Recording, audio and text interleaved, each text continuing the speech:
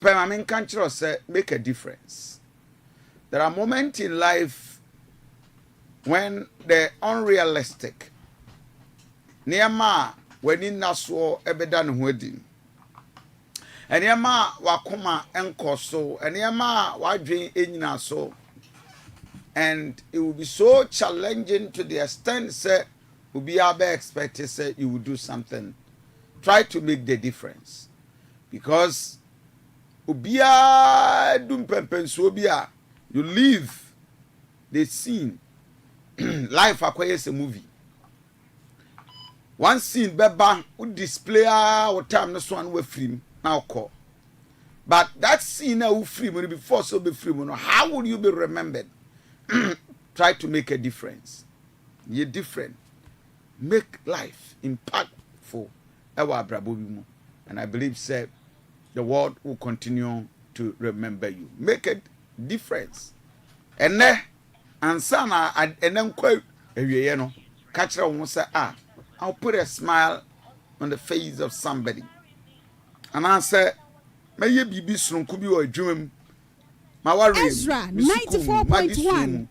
Just make a difference. Man, ya the corona expect to say will be a different results. No, I saw him. Be a will be a make a difference. And we just say a ready be sure. And my member, a special good morning, Uncle Emma Apostle General, the senior prophet Odifo Kofi Amponsan. House of Ezra, Papa Anope, good morning. Jidisa Umuye, there Radiase, 14 days prayer conference. Luguso, we've entered into the 7th day, and Yegusua Ekoso. It's been so great and powerful. And Anope, Yakoswa, Eshin Kran, say, Shiaing, our House of Ezra, I am umpire. Ezra 94.1. Dead in Yamia Basa, Yakasia, Udifo Nankasa, and Radenam Nosua, Oshiki, the foundation of hell. Anope, Samaika Transe, and of course, Edusi Atranse. Samai, good morning. Reverend morning. Maybe have a call here. It was good. Good. God has been faithful. Yes. Wife for who you dear. I don't know why I'm asking your wife. I give them time, sir. But it dawned on me to ask how she's doing. The antennas, no. Antennas. Good. Everything I want to say. About Ezra 94.1. You. And then Radiasi. I do take quiz on the line. Okay, brother, good morning. Good morning, Reverend. Brother, na busan for one year there. I'm here to Mobia when I'm using some small here. A Johnny de Achain. I don't pay entry room in such a Mentas, a much here, Tiphonian. I don't pay the ocean, and so no, the book. If you are not paid, Dokuno, Kumas and Patamo, on a one crime, the southern part coastal and Yanano, and Bessan Sono, a book. Sounds sooner and you breno, so Obesan Kuku, Amayan. Said the end, Yamono, Sono on my Ebuku and Ezra 94.1. Okay. Senior, my Nawasi. Right, so ora edutekuna motese janeno edin komono so ma yamma wakwa babiem na ene there were lots and a lot of issues to do. The new patriotic party had a mammoth national delegate conference. It was massive, a lot of staged craft and a done wedi na one more deputy. Is it youth organizer? No, Akwana Ebono. Yeah, deputy youth organizer. Was it organizer or national organizer? No, national. Say a deputy national youth organizer. That guy on Bono? Yes. Was he a youth organizer? Yes, a deputy national. I thought he was a deputy organizer. No. National organizer? Yes. But youth organizer? Yes. And just clutches are a sister and more to him. And only a bona or Nantiqua Dimrika Kofi. There be said, Unse a bright born on dear. What the Mujas, the Mujasen a coy. Eh, But when we pray, because Unse Baumiako Hoko Heno, Brighchama Hoko Sheno. And if you look at Omko Hen in state, we pray pa the 9 no ya ma ba na gine 9 na ade how kum sen so apra omu nyina so ba how kum sen se oba no no mu krokro e ma be ten de krokro ha wo no mo de no bae nti apra omo prepra but na was say omo ba nti omo bae be ba chiri omo guso say e ma nti oduru ha baby ade na no wadi you bibi ay kama no, but you see, politics is very interesting. Go here, man, for interest that be a champion in near my old one, quite almost fossil. Nante, and I must say, hey, politics, mumpa. So, of how I come see or call hospital no and the Kofi. Nine. And run on war banso. Yes, you saw the moon. Say, politics, Neddy. Politicians and all say, oh, mom, I was somebody be count.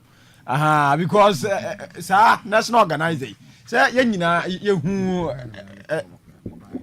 ebro ni ade no a ono aso omobo no ye nyina hu video ni bi.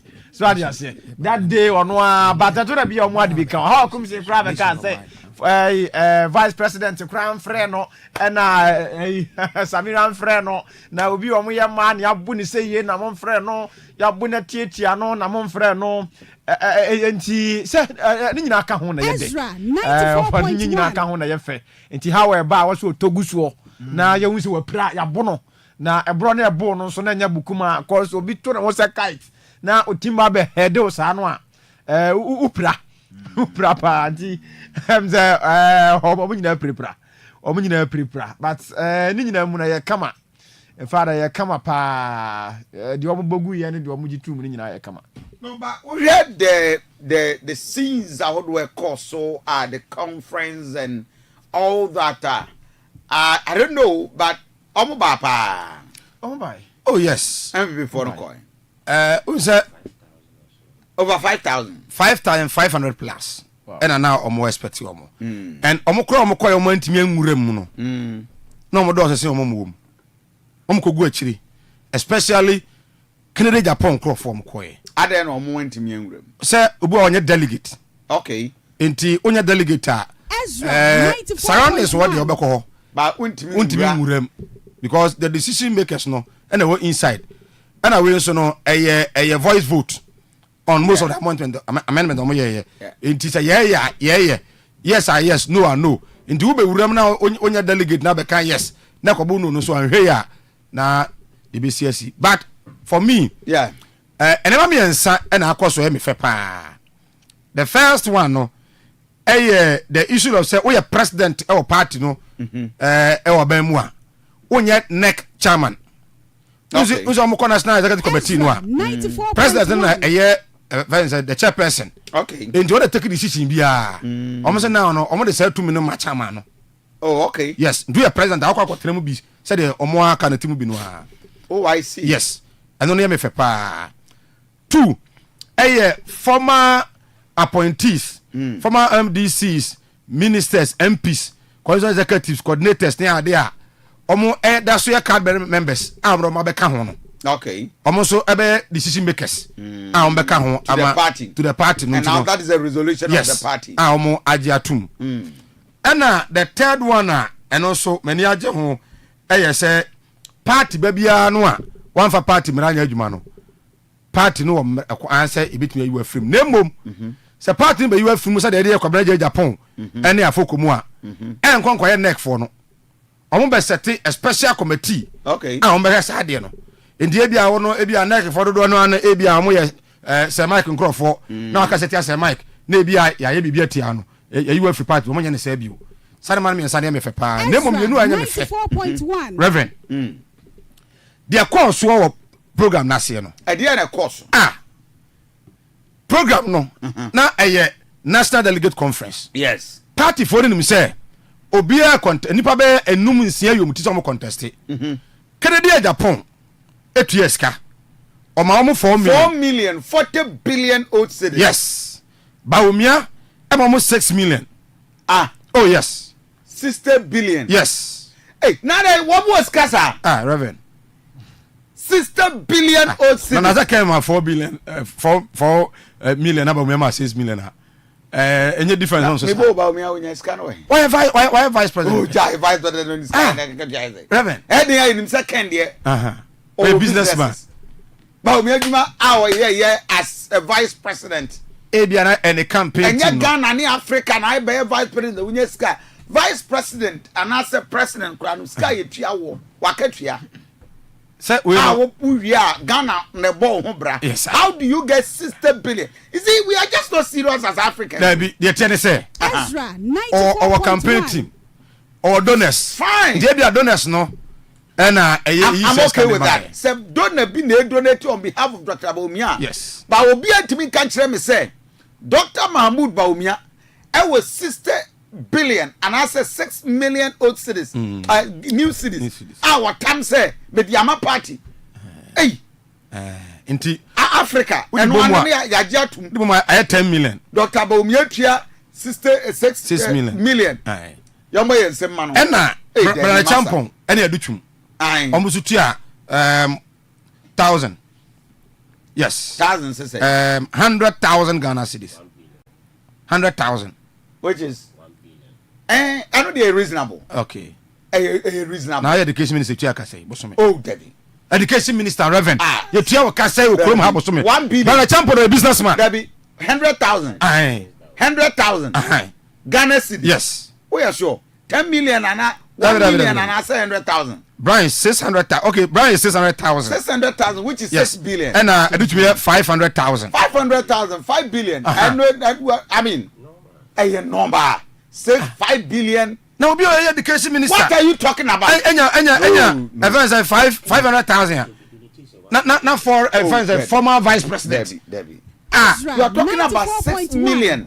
60 billion. Not even 1% of the Baumia. I know. No, I think are you confused? No, I'm not confused. We are talking about 60 1,000 billion. and million. I know. We are talking about 60. Can all cities now there? 60 billion. And we 5 billion. 94.1. 5 billion is reasonable. It's not even up to. It's about the can say. Ezra 5 billion 94.1. there, at least. Sebi. Yenumukra yetiti hey. Sa ye boy ani a twen form a enye den a ebia e betuma rezi 5 billion. But I'm talking about 60 billion old cedis. But we say yes, Kasa. 60 billion. Reverend, no, Reverend. Sister, the Baumia, the old can. Emma Mayor restrain, they say. Yeah. Our campaign team. Yes. Be a man for an IGG scabum. Don't so. Because yet Romans, you say, Ezra okay. Be an uncle for being IGG boom say. You see, Mumma very careful as of mine. Okay. Don't let us encourage those things. Say, a former vice president. Now, we're raising 60 billion for just a national delegate conference. And nobody is worried about it. Why should we be worried? Nobody is worried about it. Why should we no be one campaign. Say no be raising. So on one kasa any campaigner. You see, I am not being mischievous. Do not support. But let us be very careful as our mind. Do not support. Why near say what donate to the daughter? Oh, say near you know. Ubi a yede dear. And even Canada Japan giving 4 million. Can you a businessman? Or a businessman? Can time a part no position. Yes. The then 2008 2012. Say Canada Japan. No, more than that. Could I make us say already? Obi Betuma can say he's a businessman. Yeah. But even a businessman, a brochure, raise 40 billion. As a businessman, now or minor town yours, say, where is he? The office of the special prosecutor. OSP must investigate them. They must be investigated. How do you sit down as a vice president, former vice president? Now what to me in 60 billion was a Mufanya delegate conference. Are we serious in this country? And nobody is talking about it. As for mine, Debut. I am worried. Massa, Kroma will be a disca party man. Yati kroma Ghana asama ye nyina yati ane so man ehia ye na Kwabena ne a vice president for 8 years owie ye Dr. Baumia apart from say me bobo omo support Baumia de kire wa no pay ya oh tie me omo ye nkrofo a raising this money no easy o easy I will not in any way say Dr. Bawumia raise even 100 million kra obetima raise. I don't have a single doubt about the competency of raising money Ezra for party. 94.1. But delegate conference started edrechi ye.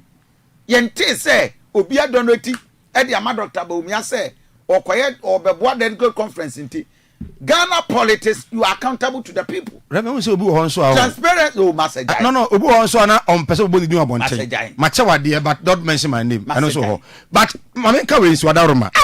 At the program no, adeba kwa me hu ye say course program no so a. Dodo no asha se kasa ho pa no. Eye unhu se na ye in a form of adoring launching of Bawumia or whatever, because the red carpet Bawumia na yere ogina ha no akobo nkum no ma ne nsaso no okoni fa no ma ne nsaso no akwa ma ne nsaso because Japan fa red carpet ni so bi.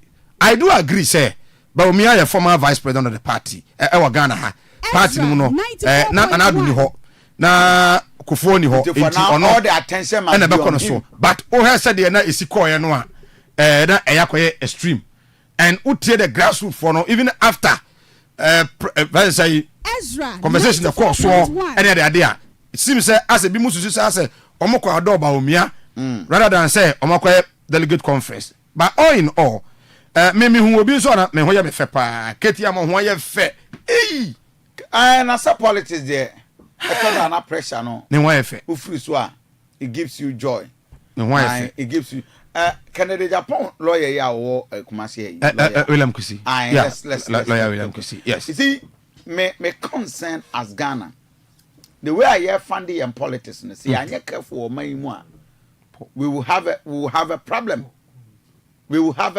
yeah on my way nkwano nobody is asking about anybody's worth kwanya obi fa so nya ni sika obi emisa and yeah, careful. We are only glorifying the outcome, but we are not looking at how did the person get there. And or maybe I can never develop and fight corruption with this attitude. Yeah, but yeah, delegate conference, ATMPP, Mibo, without the donation by the various of friends saying individuals, no, Omniska, there be any scanning. Anti party ne better so 8 years no omo ntimi anye anything to fund to get money for the party omo be there na ado party afa and on the finance be yeah o mine no yeah the we cannot fight individual corruption yanti kroma na yesi MPA Mustafa Hamid oni nkofo Ezra say 94.1. the office of the special prosecutor OSP eken no crack wa ba die companies money laundering ne sa enema wo Ghana agrada ebu nkofo fa so agrada enya ska enye individual na di agrada court no odi nkunimu a as oman nobody na sorry say wo wanya sika sei na yentu ebo ase ne yenhwehwe mu ti da bia wo ti kroma wa afo a wo no masisuo no mato pressure e de amount wo de wa ambobra wo pese wo fa genuine way na wo kwa aban mu na wo koye wadwuma kroje na wo horo nsa wa abra wa mu oman na wo busuafo nyina bu nsa wo ye jimfo because kwa brane atimi di vice president na wa wie oba fie no ye delegate conference or per another term as a flag bearer nti we donate 6 million obia bisa hwe ye boy ensem e de ama no na anu aye ba betu NDC fo aba John Mahama as opposition leader then ema party fo ana e koto aba obia se 500 or say 300 across the delegates obia nkan hwe e de aka ya no atum no man no obia fa edi kuntu kwan so enya ska e wo aban ni mu a oba na wa ba be kire na ye ne aye teta fom ne de ye moa ye no ya mobra better na digital guy ya one lady fire ne attaching e court edubu ahen. Look at the kind of money sechana say the power we ba no about churches. I'm coming to stand for a president or whatever. Now odosi out cash they can say let's go hey why are you I do see and on the offer omo hwemu a oh yeti kromwa am I ready etimi kotofie nyina wo Germany ya actress yen se da hu sini bi nso omutwa ya sini ba kope bia wa ye ubense na watoka otena watoka watofie wa brochire yentimi nya hwemu senka ofa ya waskafo bere okromu a ya brochire a kadodo na adam se ya brochire a enkasikafo bebre okromu ha ka bia nkomu dem eni ntu wo ha na fe interpufo abakromu a yeso ya baba chi nipa bi frigana ha ya de ne ko adaya scammer ekromu ade ofa ade atia no ya hwe kwan afaso nya osika ya hwe kwan afaso nya osika enu anse yes asomasi osika o asomasi osika o social media so no mo top pressure wo behwe wo mo sisi so twa sini ba ko mienu bi obi abonyo ba ko mienu bi ne nwom ne kra enu takwa o na ni pa ya ye se tam matofio trasako watofio islegon watoka dem ya nya hwemu bia da ya o ya musician adaya or actress adaya or actor and into onya sika aye normal ti kroma ne de ofa unya bibi de kata so kakra bi na nyeska no anu yeskani ehwem obi a ma ehwem the same thing I want say mabro no isua no this is it and that is why boys no do omuti omu kon omu guess edges Cathedral ofa nanu ya interpufo ba be chi krachi bi wo ofenso ya o team kura oh I see ai sika o wanya asem kuma offenso he ya interpufo be chi no ade ya o scammer so ade ase ya ti kroma ade so obi fra broche ya hwemu ai sao geyi yo omo kwache no America aja for rose one yo omo kwache no America haje enye onje krom ya na no te enso hase ya ti anya hwemu bia enso okọ abrochira de kwache no eti ha no de kamya kwa se yamfa ho wonya osika se utugum a enka krobu eskafo bebre wa ha osenka ye bi so omo questions okọ yesere ho pro de eno omo top pressure agu ye so sana enne ya yika we ocha yika we in the name of obonum in the name of otwasini sini su ko fam nyene anyumi ahia ne ato first ana ye to CD because the question is that Dr. Mahmoud Bawumia, as a former vice president, is able to give us 6 million. 60 billion. 60 billion. I mean, Canada, Japan, the NJP, Obi himself, he is a businessman. I understand your point. Warren say, Unim Numa Bawumia. Dr. Bawumia, no, we are vice president. We are being Dr. Bawumia, Ben Waye. Apart from being former deputy governor, Bank of Ghana. No free obedi vice president. Juma Ben why no kroma 60 billion old cities and nobody is asking a question and we are happy. Ya boy and some. Hey, we anya careful. When you skabia. Lawyer Charles Amo Ken a spokesperson one of the communication empening for Edema the Kennedy Akompreko Japan team. Hi Ezra TV, Ezra Radio. Midi Aduanaba Kofi Asante in cancel. Mema wache ma wakwaba Emra Ezra TV Ezra Radio bibi aboko de Nyame adom ya mamumo nso ni adwuma after your conference from where you sit any am call saying yo edika no mama papa akonde NCA what you for any Asante mai gua any Asante mai guda I'm not when I make after setting the social. The day and calling them a very achain, and the young Cassia, I don't look up ya, and country the young officer, the Wayano, as well. I am said, let me very trouble. And Ezra 94.1 conference. You go sports stadium. Now, conference, you know. Let me be. Before, let me maybe that I was there around 4 o'clock. I would say, oh, yeah, it's like you will eat 2 years.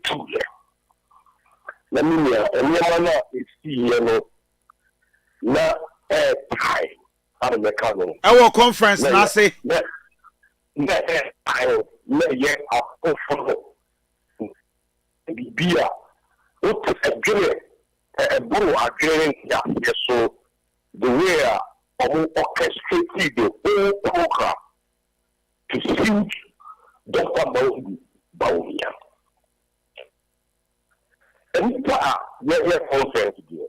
And can you do conference now here? I let the president Kufa to Bekasa. And now the former president Kufa to Bekasa. And the president Kufa and Bekasa. Now General Secretary will address the conference. Now chairman will address the conference. Now treasurer Wabeka the financial position of the party at the trigger.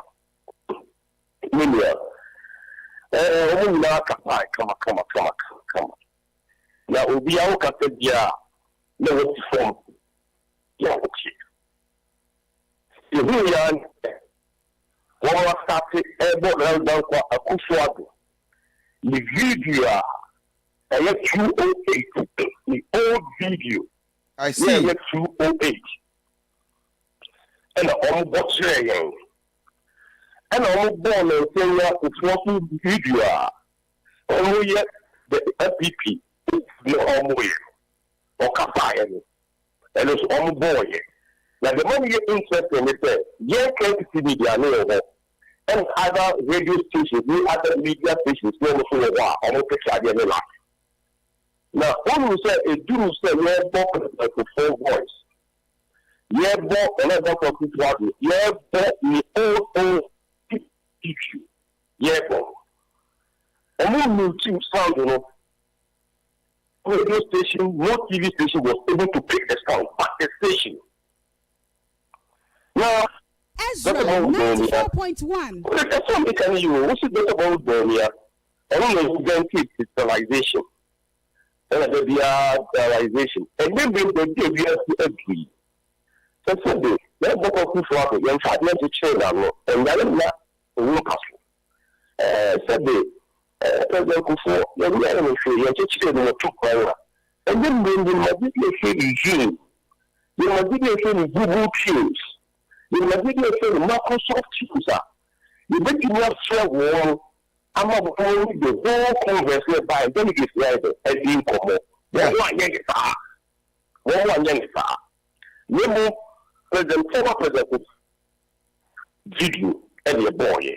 And the other people for the whole video and so and your boy. The consequence. Why not only deceive? And we both we saw more but no man muted the sound to the mainstream media stations. For what reason? We don't really know.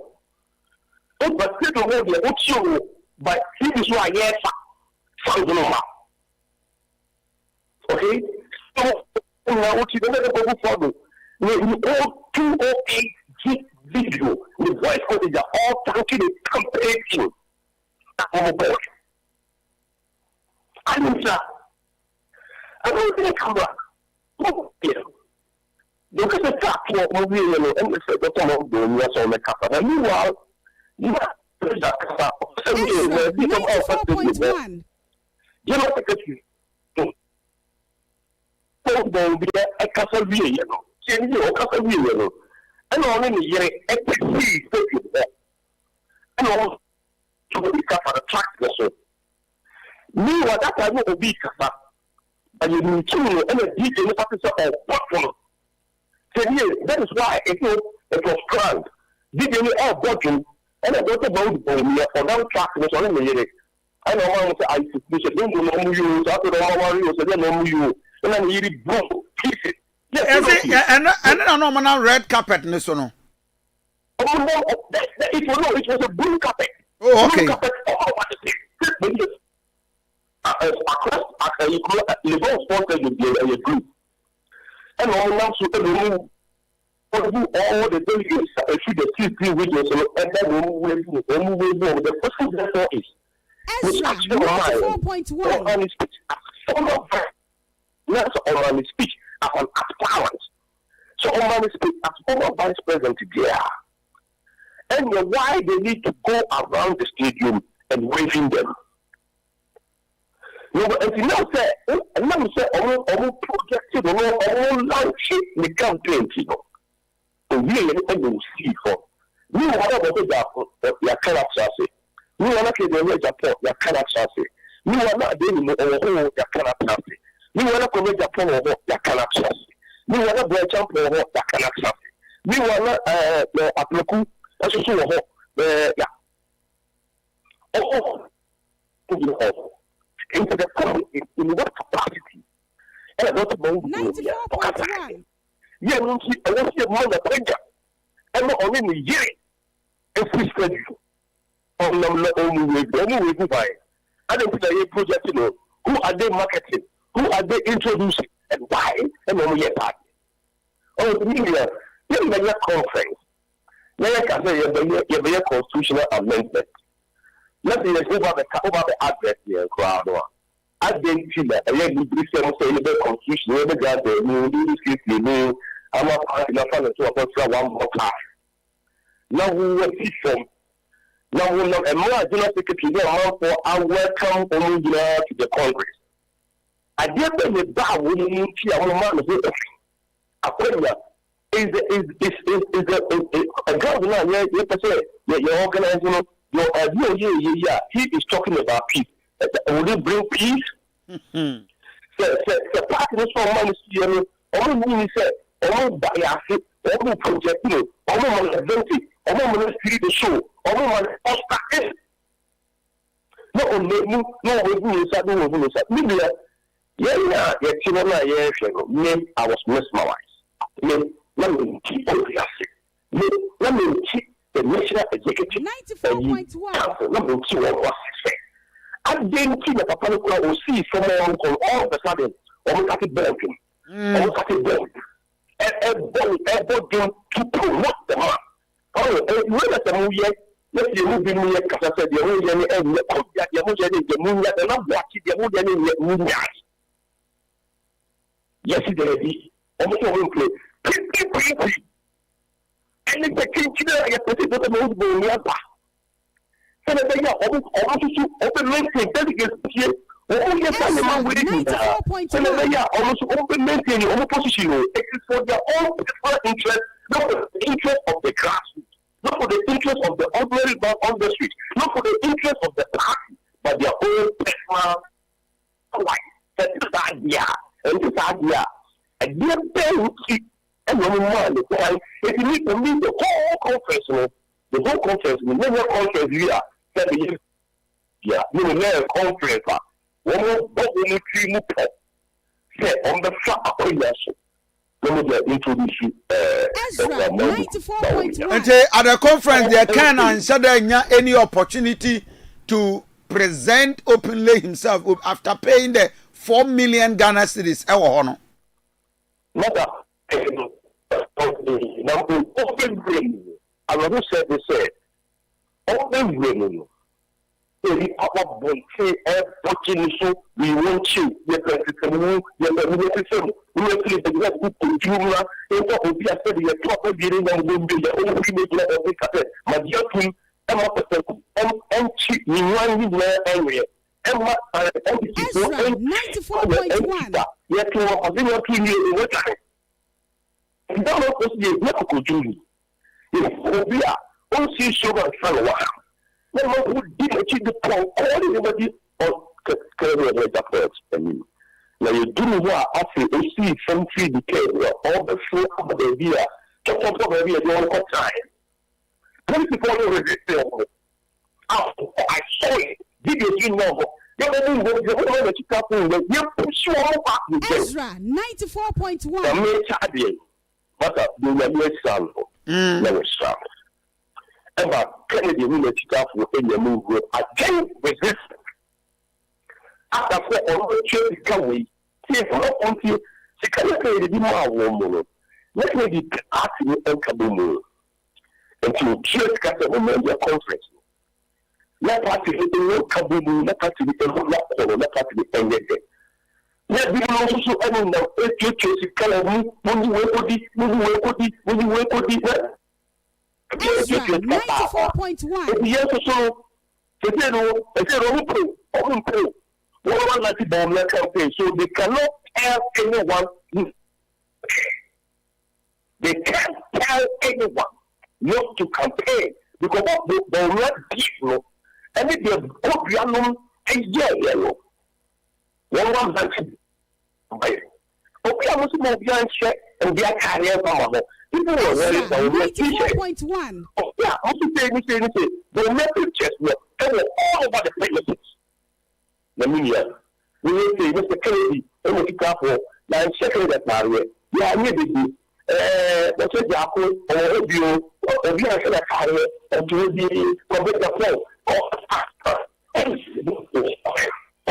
Watching this scene.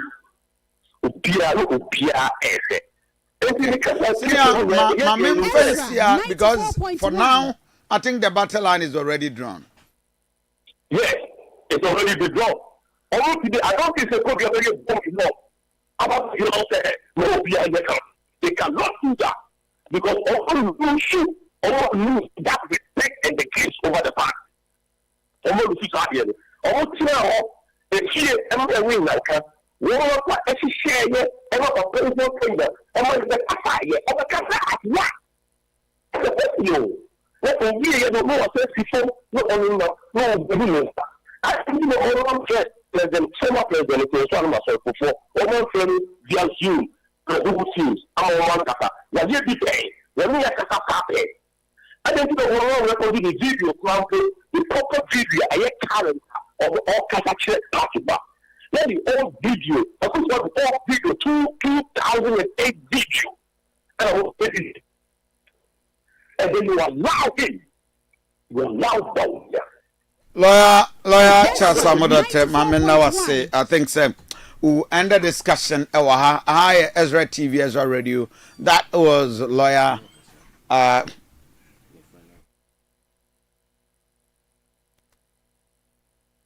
Okay. Lawyer Lano, I think we have to end the discussion. So I think Kennedy team are not happy because a event to adore Dr. Mahmoud Bawumia. Okay. Good morning. Morning, Chairman. Yaro. Aba? Say. Radio Dumo. Many official petition. From me, sorry, Penny Bako. So Penny Bako, friend of Mr. Jesse.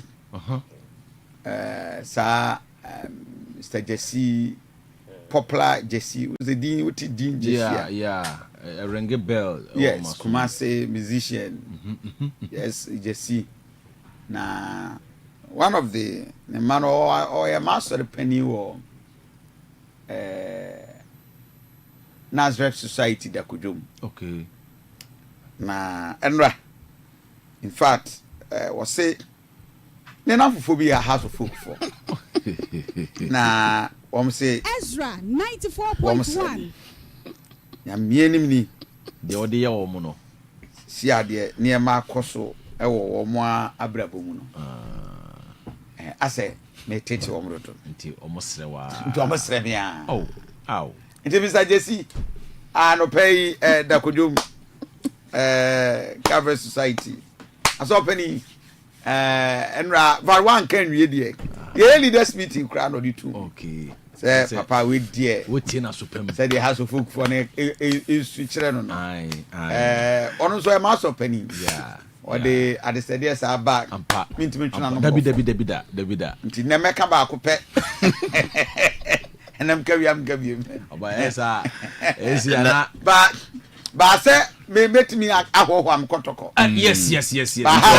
Almost from my own body. And now the okra out here can impact be our house. Into more petition, I'm fan conquer. Now, I'm penning for to tell me. And Rabbi was a protocol outdoor player. Yes. 94.1. New players, no. And one and I may be Sasenti, Yanum so. Say Yanum didn't think. Send me more be a dean. Kotokona outdoor. But this first of it count in the history of this. But Mobesa Shia, sorry, demo. Oh, say when you make a Kotokasem. Make a Kotokasem. Mr. Jesuit Kotokasem. They make say Kotoko outdoor new players. Okay. We about left wing. We about back. Now, yeah, stage come on. Sure. Baby, you know, the Yanum cried the Kakra, just say, you're good to me now, when yes, Kakran got 2 players. And it is an honor just on Bob Buano, Kosi, I was choco on the Mamubina. Reverend himself, so for penny there, I started penny to me to insane. And you know, oh. I also Oyaswa. Oh, that be waiting to say something. I make a Kotokasem. Me more. There's also more Massam no can be. I don't pay me. Kabako. I'm a Kotoko. And Kotoko outdoor new Ezra players. 94.1. And I wanna say, boys, and so yeah, they make 2 move for and say, and the players no, Susu Massam and Sanias are. Yeah, no, dear, foot only dear. I think because I did now, Modiaba. Almost say me. I don't take boy back could be not just on so dear. Blade, that is blade. We are a funny bag of American. Tiwa put a gum. Sundays, apology and there's a cancer being saying who know now or the buy. They say we're free Kotoko form fanasem yasembi. But Sanyo Manin and a good club no. Exactly. Boy, see Messi Money Ronaldo Muna, more bad side. Yeah. But to be in Cotanabon Ting Coca. Yanum, support chance. Yanum, Micraso Tiamenaso. Blay and Odjana Quatana USC. I just walk about Piero Din or an interview. Say, Piero now hard, me boy, Tiziano, what now? I'll cause it 5 years old. Sir, Onza Kotokodio Mutu, Quite American, 5 years visa. Oh, players a coy will be Aobi to Onosubi. Until a that's all compete my banner, compared you maybe I.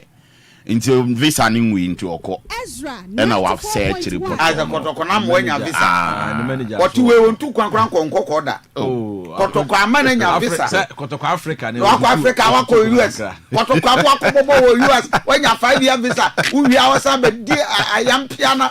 I am piano. Yaw. Monko. Also be a girl. I will team. House of folk need a be Kotokoni. He's looking for Messi.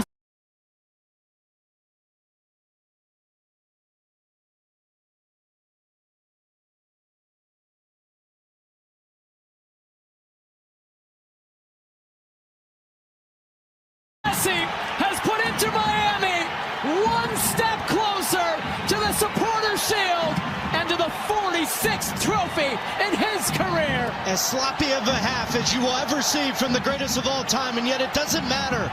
They keep possession, so now Messi loses possession. It comes back to the back line, and he pulls off. But now Amundsen drops. That keeps Lionel Messi onside. La, la, la, la, la, la.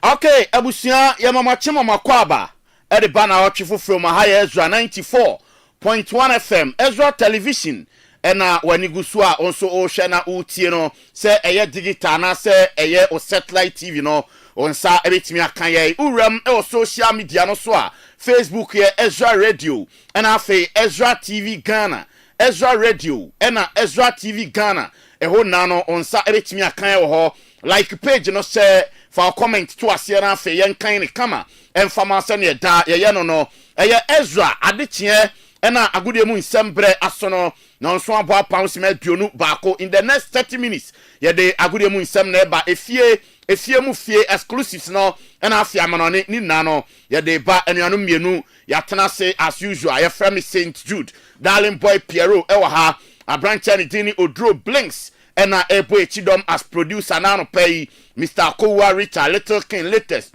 intelligence any team ni na ete chire nyame adoma de bekam bia no awianom yensa ekosi no nsia ye the sports drive no ebe bro live on Ezra 94.1 FM Ezra TV and afie social media platforms ni na enso so ena ye dwada no panti ya monitor na afi yen so na adekye no emeto aso dro yen keke ho na afi yen adwuma mame Accra Sports Stadium the current state of Accra Sports Stadium na ni na ne say the National Sports Authority almost say they almost be bia CAF require Accra Sports Stadium piano almost done na say o join here and so it was screens and so send Accra Sports Stadium sia feno enya sam ketu akra wo hwe sene almost see emo stadium no glass no and so na omo nyoma na say scoreboard there say floodlight na no oma fix ni na e say the Accra Sports Stadium was form brutal min Canada na NSN say next Babara Sports Stadium enti yanhwa ni mu se enche bia omuwram Kumasi on say enche na minister ene na pamfo ebeye inspections omaya budget no enti say omu hwese omuni NSA ne beka bom na omaba na omabeye adwuma enso Kumasi Baba Yara Sports Stadium te say the current state of Accra Sports Stadium ena wani gusu a wo hwe live Ezra TV a also hwe Facebook Ezra TV Ghana ene Ezra Radio no enso so afemien na yenkopie mu Morocco na yenkoye masam kakra onim se ma no omugusua ebo adwuma enso Women African Cup of Nations 2025 eno ekoso Morocco na me no kasai yawie quarter finals no na me pacho Saturday no quarter finals games mienu a na se ye bono omani din South Africa amone Senegal 90 minutes after extra time no obia entumi anshebi na yawie ye ne 4-1 on penalties ena omani din ene South Africa enso edidin kunima omawuramu semi finals nyame adoma there say semi finals na ochina ena ebaso na another quarter final game and also to dano na the Black Queens of Ghana and after omani din ene Algeria and a boy and also after 90 minutes your boy extra time 30 can homa here 120 minutes no omani din Ghana and shebi so omani din Algeria 20 man shebi on penalties and Ghana share 4 Emma omani din Algeria take kanum yenu 4-2 on penalties Black Queens call semi-finals for the first time in 9 years since 2016 Ghana entimi nwemu Women African Cup of Nations call semi-final da na de tiane say nyame adoma ochina semi-finals games eno baso no nyame bo ochina wia no 9:04 p.m. Nigeria and South Africa na ebo na fa nwumere no 7 p.m.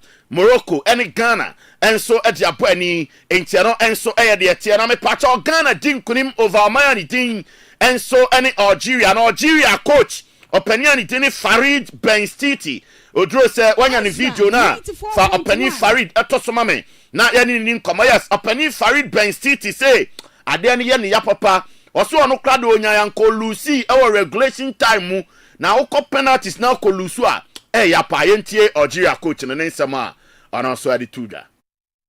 Yes. It's still not easy to not win, especially when you have penalties and you have more frustration. Sometimes you prefer to lose in the game, but penalty still for the coaches and the players very, very hard psychologically. But I think we can be satisfied with this can because nti coach anidini Farid Ben Stiti nesa openino onya sukra na ono so ebetimi asu ama na ye fi se watimi a drag game na akodu penalties na akwa lusu a ose eha no ye pa eno de tie na ni opposite side Kim Las Jokerin openi we as a Ghana for nshada ni mugidie bankakran openino wakodu semi-finals na openi say before the game no na omunim se bibia betimi asi unse ye bo African Cup of Nations e ma ne de no oko Europe omo so ebo omo de Euros no e ma no so de na timani din anaso mani din Sweden omo ni England boy e ma ball ni call penalty so say Sweden for no omo goalkeeper no omo ne ma no ni keepers ni na ba e no mo be hweye se mo mra me hwe keeper se ni o si save penalties enti se bia ni Algeria ekodru penalties a ekwan ya ye be faso nie enti o se penalty shootouts no omunim se edru ho a ombetimi adi nkurime fi se omutwe Sweden for goalkeeper no against England ye take him last on the penalty shootouts. Of course this we have doing penalties in the training and things like that, so I had a plan for it before we took them, but in the end, I just said it doesn't matter if we win or we lose this game. I'm said that I'm really proud over how hard they worked and everything they did. So I told them to try to just enjoy and take care of this movement. And if I take the goalkeeper's sin when it comes to penalties. So Ediano no na owie no say oye proud of the girls no Black Queens say omatima qualify akwako piemu enso e was semi-finals no oye very proud of them as ye kono na gidie ni so nenso be bia omakako dru no odon so ebo mabaso ye pa say omatimi ategana enim yentie Kim Las Jokerin ni sama odon so the two that fan girls no for the other coaches, the staff, everybody that works so hard around the team. They're doing a great job. It's so many that deserve this victory, so I'm really happy for them. I'm proud of the girls. Really like hard work that they're putting in today. It's amazing. Yeah, a lot of Ghana coach, you know, I am proud of the girls, you know, Oma working hard, and Omatima Babe Drew Bebia, Amonso Edruno, Grace Asante Messiah, one and a game new year, you know, Onya best player, most valuable player of the game against Algeria. Na also the summer to just say baby o madruno enye haya no mo babeson or say omo more to do. They are not done yet. Eno Grace Asante anti odro mame Asante na fe yentie nsema o dia to just say they are not yet done. Ekwan bia so mbekon e dia ko manim. Also I would say as we are going to the semi-finals, we are not ending here. We are taking this mentality to the semi-finals, and I know for sure we are going to win them. Okay, Grace Asante and Sweno Messiah MVP after the game. Ninsema and also the two na captain no ababa wani din ani Jennifer Kujo. Na Jennifer Kujo ena wakasa edia fa Morocco game a nyame adoma ochina omobebo semi-final no ho na yentie Jennifer Kujo ninsema and also edia tudwa afa nyame bo ochina against the host nation Morocco. Didn't want to go home, and it just paid off. Like you can see, everybody put their body on the line, and we did it for Ghana. So that's what was the main focus, making the country proud, letting people know that like we want to be here, we want to go forward. So I'm just proud of the team and happy that we got a win today.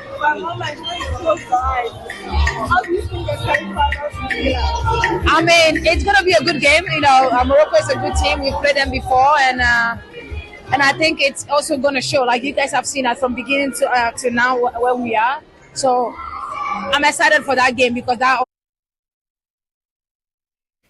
Black Queens captain Jennifer Kujo and also the same way Atuja nti Yegusua ye demand unse from day one till now. Ezra Sports Drive and I am Manu latest update and the Ekosubia anti ye bompaye say nyame watch na against the host nation Morocco Queens no ebetimi adin kunim na afi yakọ final na yato so enso de afio anti odro yamfa no nsio na yenkopie mo wafu zone B and also under 20 boys cup no and also gusua ekoso na semi-finals no baso enra earlier in the day Nigeria and Niger and a boy after 90 minutes obi antimi anhye bi goalless and a boy after penalties and Nigeria edin kunim 4-3 over Niger and Nigeria ebuki omu take it earlier in the day enra ekopiemu ewo grand finale na me pacho later in the day enra abo numero no nsiano and the black satellites of Ghana under 20 no amonso any omayani team any la Côte d'Ivoire amon any defending champions amonso any boy ni after 90 minutes na Ghana da form 1-2 Côte d'Ivoire 2 Ghana 1 ama Ghana se say je yentumi anko grand finale nyame watch na and a final na koso this time round enya pram and a bono a University of Ghana Legon Sports Stadium and a grand finale no and also bet me akoso nyame watch na Nigeria against Amayani team and so any la Côte d'Ivoire and no and so the tia na de hon sam and so 8 me ma afei ma yanko kumase Asante Kotoko na yanko din koma akra and so e okro biara fe anya na yem fancy e patro say the officially Kotoko omo a confirm coach ni din any Karim Zito say ono na say je woye omo substantive head coach for the next 2 years Asante Kotoko say Karim Zito kaneno na oye caretaker na say je oma confirm no say coach Abdul Karim Zito any Asante Kotoko mo substantive head coach for the next 2 years until 2027 Kotoko mu coach no any Karim Zito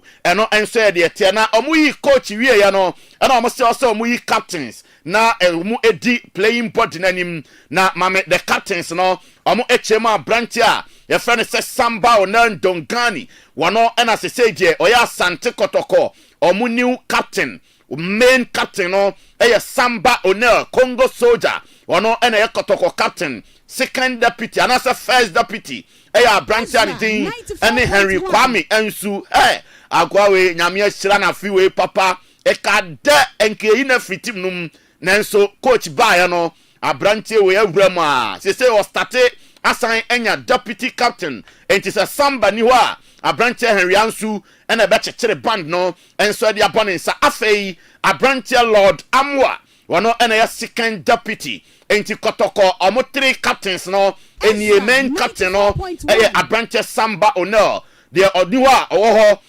abranche Henry Kwame ansu ena de ansu ni wa anonso ho Lord Amwa eno Asante Kotoko omo new captains omo nso etimi ayomu eno no na Kotoko confirm partnership with ensuo dwumadie bi a from say low country mineral water low country and they say the Kotoko official mineral water no omo partners low country and that screens so no enti bia Kotoko matches say ensuo a ebewo park no so no enya low country awan hwe a unya kwan enkonkoton so bia enso Asante Kotoko omo dwumadie bia omo bedi ase enti no so Kotoko new partners omo nso apa omo ntoma eno nso na yede ato anim enso dwumadie no so no na enra they say Kumasi more dwumadie ne koso Fabu census lunch no and also etime ba so na me pacho enra dwumadie na nsa na be hyase akra no na osa Asante Kotoko technical team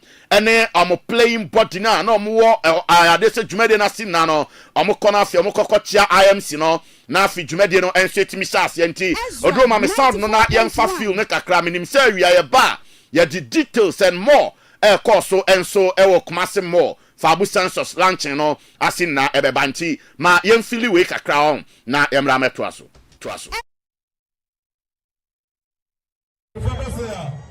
also ya coach me ma place ma coach ti ma me ma Kofi ade place coach am for mo tase na chance mo pai coach ono ma mo coach ayo for na jamba tase ama me na ma ne kwaso because obi anya e be chenti place ko mo coach am for na mo tase yes, Safari was the best of the feet.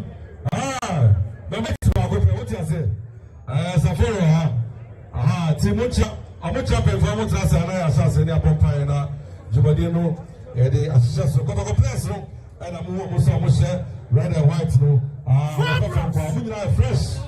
fresh boys and American photographer because our the Zulu, ladies and gentlemen, the IMC team is right here at the mall. what we are seeing.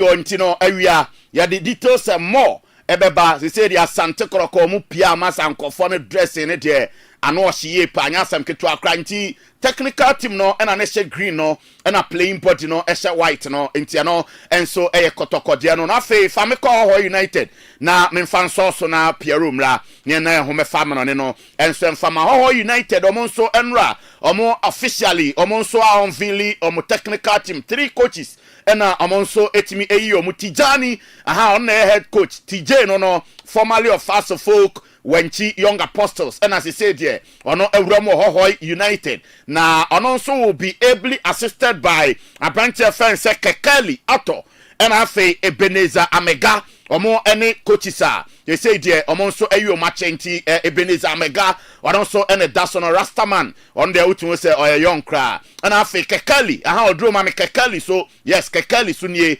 enti Hohoi United omo new coaches no and also no name TJ and a omo and head coach and also the enti you are welcome and Hohoi for no and so ediama omo coaches na and asem ketu akrantianra Hohoi Sports Stadium no na say asem ketu akrantia no enso de Tijani Kekeli Ato Ebenezer Amega eno enso enra ade say amonso unveiling no eno eho ensensem enso eno no nti on that note me emfa we nsia na Piero emewuram owie pe ye be kwa mono ne akra na fe ofa Kofi Asante ababeto aso ha Ezra 94.1 FM Ezra Television Ezra TV Ghana on Facebook and Ezra Radio on Facebook openi akwaba say bibia boko Jude me hoye me hoye pa na weekend ni shey oh yes oh say media yankwa adwuma me mpie yes indoors yes we shefie sa enra anopatu anwumre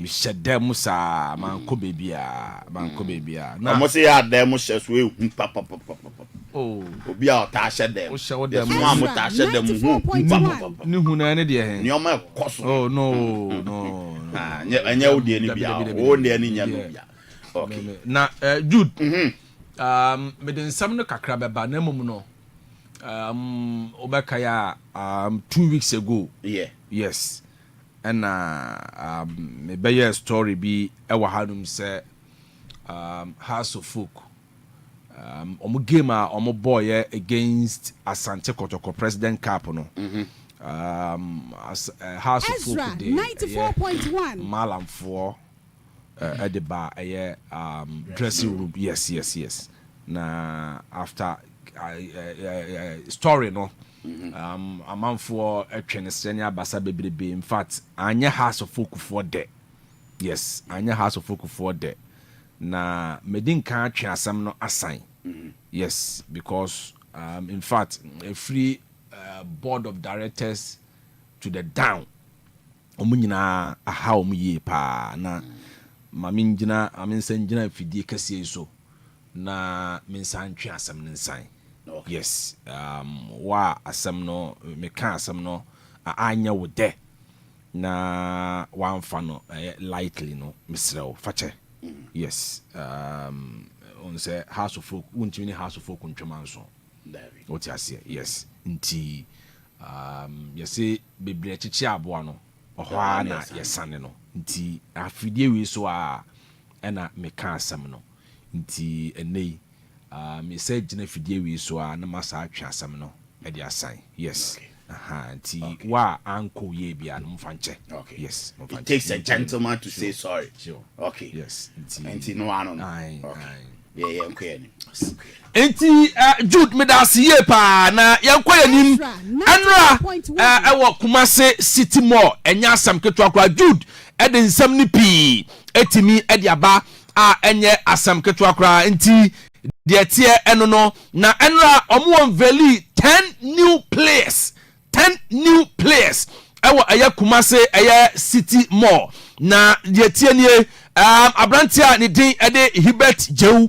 ono nana epinkra kosi ewa IMC chairman etimi eboni din sanso ena Francis Akwa ono so yeboni din Johnson Owusu upon yeboni din Fuseni Zakaria yeboni din Aziz Haruna Dari yeboni din Sat Kojo ono so ye bonidi or ye new player Joseph Amoa eno so ye bonidin Hilary Adabo ono so ye bonidin Philip Amom ena eye Shaibu Abubakar wem ene eye Emrantie Edua new players ene eye Kumase Asante Kotokwanra abra no omo lanche Fabu Census no omutimi eda omu edi eche one players no eno so ne nsama efiri ho ede eba Asante Kotokwa Nyankopon ya adoma ene anopa team no ebeye training ewo AJ complex omo ye training ni wie pe omo wie a onko akoboabo omo ho na omo bu omo katam akopie mu ewo nkra na Nyankopon ya adoma etina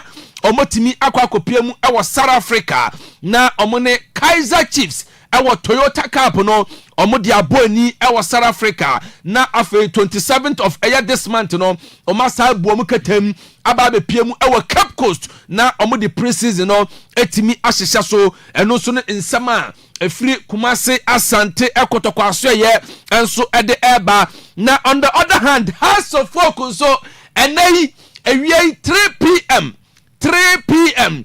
and after say coach Masoud Didi Dramani o breaking mrantie no ene mrantie no obia onyetwe enyi adoa obia a report to Pobiman na 3 p.m. no omo de eye mepacho training etimi ahyehya so sene so say officially ye be sene Ezra 94.1 ye de betu dwa no eye last week no say House of Folk assign emrantie mienu na ne nyina say Baba Adamu ono eye defender edema eye mepacho no or golden cake and they left footed eye defender no House of Folk official assign 2 years sanso ena mepacho eye Prince Kwabena Ousu ono so no sina kan edema bibia ni Gold Stars oko Saudi Arabia ekosi akan nyema ankoye abrante no aba House of Folk officially omotimi unveiling no say was signed 2 years edi ama mepacho bobokuo no na still counting players ni bebre na ene oma be piemu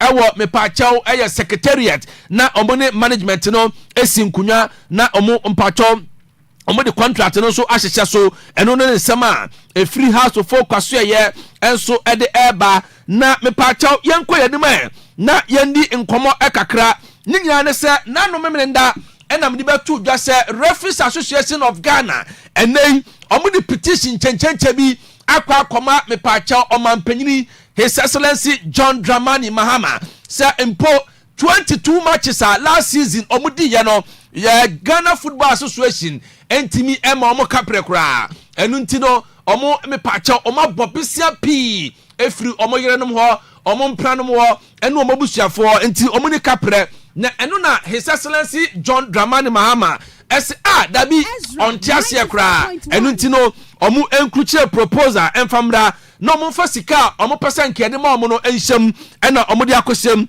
na omo de $300 to $500 per game etimi e de ahye proposal anim se mpo aban no enhwe na mpo omo ntimi consider na niama etimi enkonkan eno ne nsama me pacho Referees Association of Ghana ye twanitia e kan rag no omo timi edi akwakoma eye mepacha aban no so etwisu ntonto se mpo ye befuru ababia no ye Ezra 94.1 yemfa nkame yetiefo ene yahwefo na bibia so etimi ayakama yemfa ye nincha doma Aduanaba Stars ni nyina ne se mepacha last week Friday and a Charles Jemfi Kamara mepacha formerly of Bibiani Gold Stars okoye medicals adema Aduanaba Stars bobo no na de yetene se ene Monday ena abrantia no ede pen ebesi pipa so na watimi assign mfie miensa contract ede ama Aduanaba Stars bobo no shane so se ene Monday ena Aduanaba Stars so ehye training ase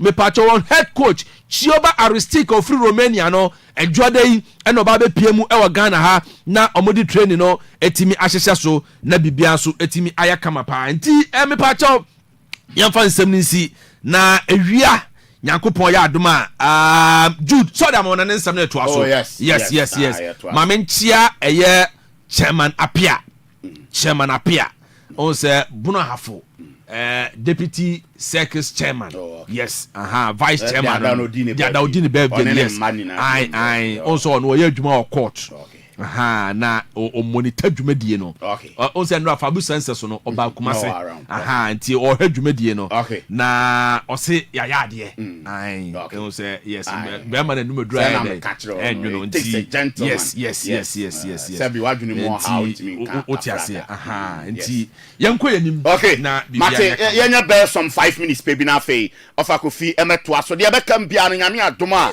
awia no miensa latest intelligence little international or the home sembe ba odro mame abranch na friend say Victor Osimhen no they say the ba and it's Galatasaray ne de dey ya Victor Osimhen no obekọ akobo enti say the team ana ope abranch friend say Victor Osimhen from Napoli no masa to dream abranch no they say here we go no and also enya by 75 million euros and uniska gala etia e de ama Napoli na fi o ma fa abranch no kra na ono so akwakoya adwuma personal terms agreed bibia and so etimi asi enti say the official announcement no empanifo chema enche kra galafo edebeba say abranche Victor Osimhen ono so Galatasaray omo full player let's say we no enye loan biem and also the tia they don some enso ma Chelsea defender abranche fan say Azar Disasi France ni abranche no nim say na nka Chelsea for pene de na Cologne na akwakoya adwuma e de amatima efe mu say SC Niom na emom nkreba ne say SC Niom for ne say omunye interested biem ni na ne say omo say omo other center backs options omo so ekwakofa nti omo targets no they say the abranche fe ne say Azar Disasi onka ho biem enti Chelsea for M4 ma de and also the tia e de on some enso etimi ma Benjamin Sesko they say Manchester United asan renew omo interest on say last summer transfer na United de chire pa na branch ne say dey obetna RB Leipzig na why adwuma de amomu e patro say United for asan bemo a omo esen hwesa branch Benjamin Sesko omo be san fana fei omo edina bantin komano ye hwe de be kwakosie eno Manchester United de enso eno no Mamadou Sarr enso are returning to Strasbourg na me patro de tia ne say eno ntino Chelsea abrantia ye dini Aaron and Samino abrantia no ontimi nko Strasbourg biem enti ase Chelsea for omo hwe other options e de ama abrantia we say omo benya team ama no na ono so akwa loan na akwa prepare ne hu ye na wasan ba Chelsea na nka okọ Strasbourg na so abrantia fence Mamadou Sarr asan returning to Strasbourg no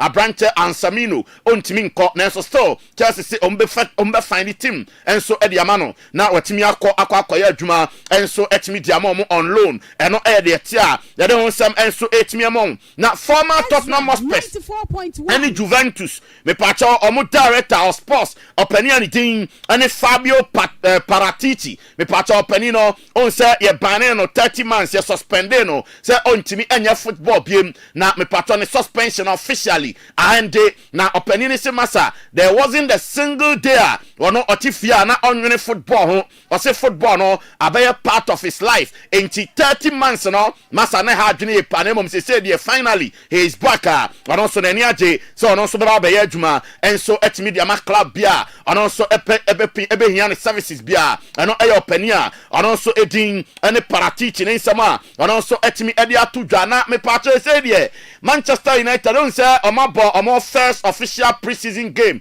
against Leeds United na omo new boy abrancha friend say Matheus Cunha and United for say akwawe obabo mo podro fa Matheus Cunha ne highlights ne kakra so na manfo on Facebook na fe omo hwe TV na enjoy kakra Manchester United new boy Matheus Cunha wono enso ne performance against Bobo Kwani Dini Leeds United no yes say omo kan kakra boma omo ade aba bonten oduro unyaya enkabebo apa na fe nke de adi nkomo na mom say enyama ya on me pacha brintia ni din eni Jadon Sancho say man ka Chelsea peu enya se na Chelsea mpe on say okobo loan from Manchester United e ma Chelsea na say news na edi kan buy na say Chelsea mpe no e na mo sanse onko United ni ade masa yase na Chelsea pe na ebom ska na nkomo de man no na branch na nya ntomo so ono ne bo no masa enye se sika na Chelsea apeso mo de man na nka se Chelsea tua 25 million pounds and de ama Manchester United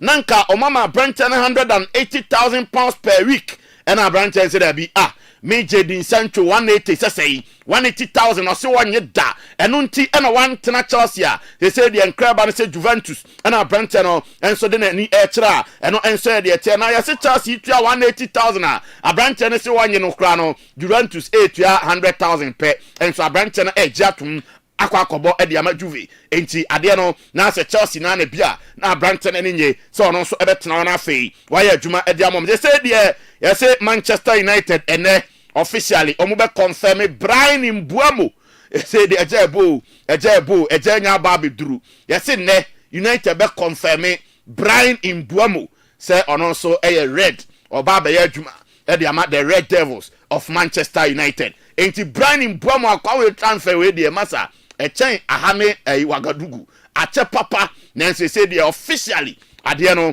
enso etimi aba be official nyame adoma and the confirmation no and also ebetimi aba yede ho nsamo ma ofa Kofi bre na so enti ma yemfansia na nyame adoma minim se awia no miensa uni ba bia akọ obesia the latest intelligence na afia mana ne nsam no mono ni na no ode ni na enso abro na afia bedwafo na ya ta akire na de oho bia ye de aba ote.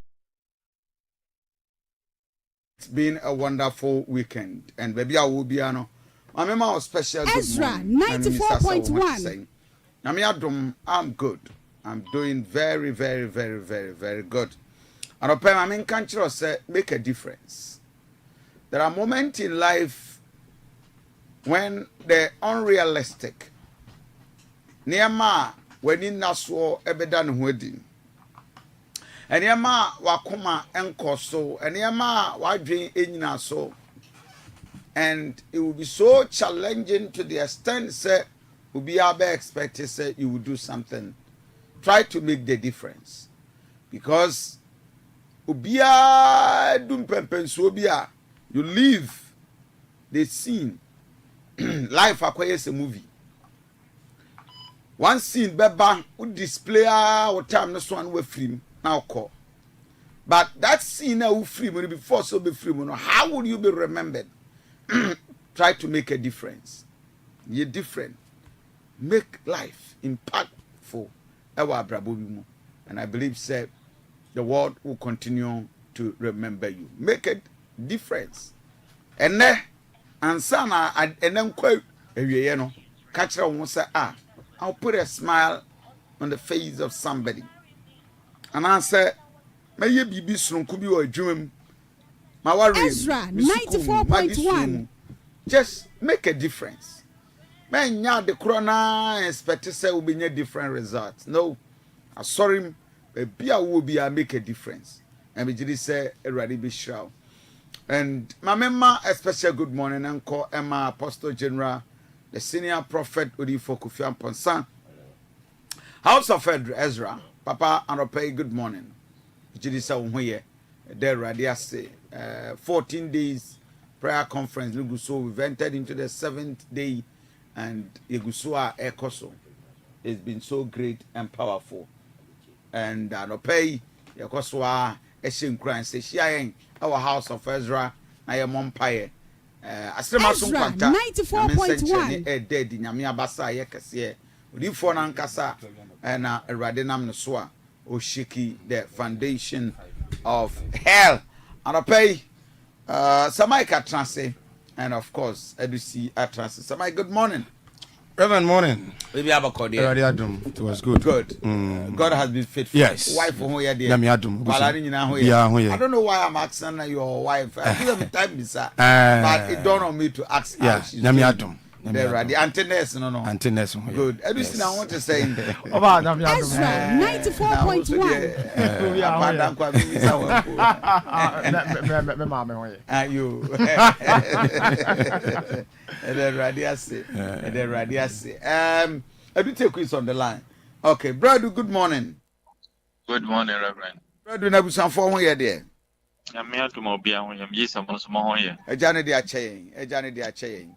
Na anopay yenhwe wiemu nsachra mentas amache tifo nyina anopay de ehwe no enso no bebugu ido anopay do no bo kuma sene ne patamo on a one crime the certain part costa ne nyina no be say enso no ebebugu Sanso na anwumre no so obesan akuko amaye. Nti said the ene yehu no so no one ma ebekuko ene. Ezra 94.1. Okay. Senior, my nawase. Right. So ora edutekuna motese yaneno edin komono. So ma yamma wakwa babiem na ene there were lots and a lot of issues to do. The new Patriotic Party had a mammoth national delegate conference. It was massive. A lot of staged craft and a done ready. Now, one more deputy, is it youth organizer? No, Akwana Ebono. Yeah, deputy youth organizer. Was it organizer or national organizer? No, national. Say a deputy national youth organizer. That guy on board. Yes. Was he a youth organizer? Yes, a deputy national. I thought he was a deputy organizer. No. National organizer. Yes. But youth organizer. Yes. And just clutches are a sister na motuem. And only a bona or nantiqua Dimrika Kofi. Enter a day. There be said, unse a bright born on dear. What the Mujas the Mujas coy. Eh, but when we pra. Because unse Baumiako Hoko Heno, Brighama Hoko Sheno. And if you look at Omoko Hen in state, we pra pa the 9 now, no, my bandaging in 9 that day. How comes in Swepra? We now so, but how comes in Obano, no crook. And my bed tend the crook. No, man, don't buy into we pra or more prepare. But now I say Omoba into Mobai. Everybody, Omoguso, say, I mind you, do have baby. I didn't know you. I come on. No, but you see, politics is very interesting. Go here, man, for interest that be a champion in near my old one, quite almost fossil. Nante, and I must say, hey, politics, mumpa. So, of how comes in or call hospital on the Kofi. Nine and run on war bounce. Yes, you saw the moon. Say politics, Neddy. Politicians and all say, oh, mom, I was somebody be count. Aha, because, sir, national organizer. Say, you and also, and that report was issued. Watenase o watenase Aduanaba Kofi Asante Ennin bema wonsinsuo mansa na waham kotopumpuni a woda ya ma bo adenchem de ho santena kopubunu mu popochichi a wofrinsuo ase beka so adenchem awu a yenyi wachinyie kankan ntamantu kodu ya baka nkama yankari uni ya hu muduro wonya bema wote tatatata na odimirika ekoto tata ne tete wa wosi afiri tete bekun a waji udin wa akono Kofi se wo kɔ baabi a ma adenchi wanimu o ne bia no anankane ni bi da kwam anopabosu agugu no so ama ni trimu aye nya Aduana de hia wotuja etiketu eso da ye kese odoto kese a wase wanyunu abodwese na yemfam fimfim hunahuna wo de omanfo kukuru ye a wantumi no wotimi kukuru ye nanso eba se ye kukuru wa ankasa no ye ntumi ye no nti ye de kroyi mu nsam hye wa no se ka kire ye enne waka ma akoma atoye mu ne ye se de onimu to no ono ne ye de ni gina toro no anu o kura ne se kosua dandan ne sabofra kuma ne kusa ne se bode a ye de atuja so Kofi kasa Watenase o watenase Aduanaba Kofi Asante Ennin bema wonsinsuo mansa na waham kotopumpuni a woda ya ma bo adenchem de ho santena kopubunu mu popochichi a wofrinsuo ase beka so adenchem awu a yenyi wachinyie kankan ntamantu kodu ya baka nkama yankari uni ya hu muduro wonya bema wote tatatata na odimirika ekoto tata ne tete wa wosi afiri tete bekun a waji udin wa akono Kofi se wo kɔ baabi a ma adenchi wanimu o ne bia no anankane ni bi da kwam anopabosu agugu no so ama ni trimu aye nya Aduana de hia wotuja etiketu eso da ye kese odoto kese a wase wanyunu abodwese na yemfam fimfim hunahuna wo de omanfo kukuru ye a wantumi no wotimi kukuru ye nanso eba se ye kukuru wa ankasa no ye ntumi ye no nti ye de kroyi mu nsam hye wa no se ka kire ye enne waka ma akoma atoye mu ne ye se de onimu to no ono ne ye de ni gina toro no anu o kura ne se kosua dandan ne sabofra kuma ne kusa ne se bode a ye de atuja so Kofi kasa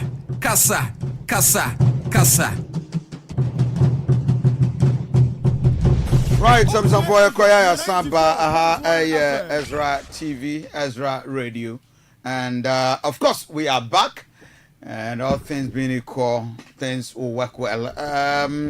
So Mike, so we are at the Canadian Compact Japan team are not happy. Yes. Obviously not happy. Yes, but you see, Reverend, when Nanka almost say together, building together. So rebuilding together there, near rebuilding together there, and kind of way no. Mukoye. Minimum Jogati went to me and Kubi. No Nigana. But now I didn't more. Kobre Japan or ho, but in a champon, KD Japan, Baumia, Aduchum. At least my bobe 6 and no more. Think I never say, my friend, all these aspirants, Abedina stage so. Obia son new answer. Except for now, they have not.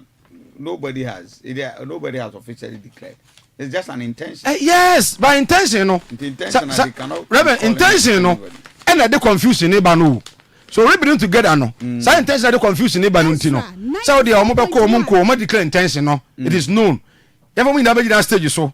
Omina moment, so someone touch your home. Na party for no who say a dom and they in a campaign. But one yen is and was single out one person. One man acquire drew an woman and so no achia bunkum, wachia nifa, wachia puye, wachia toye. Oh, who's a yes, a move Phyllis, I said, dear, Mudi and honor Mudi. Moreover, no, date almost was a laugh from a date almost say for January, no. Aspirant, no, but we are going to no casao. Can I support Timon pet? Brighton Timon pet. I don't know what Timon pet. Enti ase omo maka no omo mpesa ade no because they feel say ase enkofo keto bi na pese omo chinchin party for no nsa eni say omo sa esa ko wie say ya unsa ne nkerim say omo kwa ba ma unity aba wo ba omo ko ba ide na asi omo ko ba yi disunity kwa na asa ba mu mo and my main ka we check in Japan crofo ne say in politics unya bibia pepepe omo ntia ase sa omo kura no wini a omu ntimi nya bibia fe mfa ma obia o party num in the time the court o kakra omo ntia say ka politics no so ho no omo strategic omo se form for ne pe omo a omo adwuma o form ho but ade ba ko ya pa na we say omo say omo ye former MDCs appointees AFRIFA party executives no omo ye former no ebe mu no omo ntaba ne bi o sir general omo ntaba ne bi ade there be almost say almost the numbers take effect from February 1st. Former executive no more that's your cabinet members nanka most of them abeka hono. January dia no omun to be. Ombeto no the next time elections no and ombeto be for the flag bearer. So now they are the old delegates now. Yes, and beto. And now who say we are seeing now no yakase Utah. Ranging from the age of 25 to 35 and at the peak of youth. NPP youth no up to 40 years. Ezra and we are sending a amendment nanka about 35 said we are sending you to no and before now what is the international standard age limit for youth? 25 to 35 years. Okay, yes, that is the international standard. Oko UNICEF, WHO, any the can win 35 years.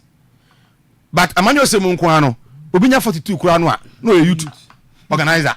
Obinya 45. Who cry? Well, Kodako Krabi as a youth organizer. Also a youth. And I'm for sending a test of the Abba 35, no, not yet meet the international standard, no. Omantias. Now, if you suppose say, I know who no, I'm going to say no, just no, Omantias. My Bogu Kras, Omantias. Ezra, Bogu Kras. As a move. Na ntoka kakra siye minu se ne simbenya da video na kennedy mo enter no in fact na the party can be to remove but is it careful when you go to the UN generally I'm more refer youth between 15 to 24.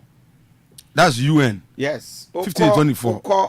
World Health Organization 15 to 29. WHO. Yes. African Youth Charter, they define youth between 15 to 35. Okay. And what you are what you are talking about, African Youth Charter, and they define youth between 15 to 35. Okay, but UNICEF. Yes. Okay, UNICEF crowns here 15 to 24. That I'm to say. The UN, 15 to 24. Yeah. And no, WHO is 15 to 29. WHO 15 to 29. Okay. UNICEF 15 to 24. African Youth Charter and they define youth as the age bracket between 15 to 35. Okay. And now over the National Youth Authority Act 2016 at 939 yes, it defines youth as a person between 15 to 35. Yes. So then we can use our laws to define then, which is the National Youth Act. No? Yes. Ezra 94.1. Okay. Ewa Ghana. Which is 15 to 35. Then a party na nyantum sa. Oh, they can also have their defined rules, but it's subjective. Subjective, subjective, because they can make that amendment and changes, and I think that is what they need to do. Okay, that's what they need. To international standard of youth, a lot of subjects. In other countries, even maybe limited up to 40. Gosh. Other countries, even maybe say up to 24. Gosh. Other countries, 30. Other countries, 35. But the common one is more of 35. But I don't say life begins at 40. And I don't know about I say it may be the universal, and I will start with the youth, and the youth, and that is it. But Nana B had a very snubbing with one of the metro men. Yeah. Almost snubbing a cry. Yeah. I'm will die. I just say, but it tells you one thing. Say the Mabrune War Party, other bodies, they are fed up with the executive, with the national executive, including the lives of Nana B and other individuals. Yeah. But Ushes, man, fostered love could you. Oh yes. Could you free system no more? Could you free system? The way Ebra na video Ken Eban. Yes. So take crowd. Oh yes. Ken Shasia de Mponko. And the fear honor de na yam Mponko. Mponko no de kwai. Oh, so the kwai. So or the back room. Triumphant entry. Yes. Into a buy and one bedroom be after no yen say change has come change. And in the campaign do me na campaign. Campaign. That's almost a campaign. Change now or Sunday. System. Maybe I know what's happening. There be no be can I buy him. Now no on your flag bearer. I buy no so young about 6 months. No, 6 months there. Almost the NDC are buying for MPP. Now I buy no come head am buy na chisa o.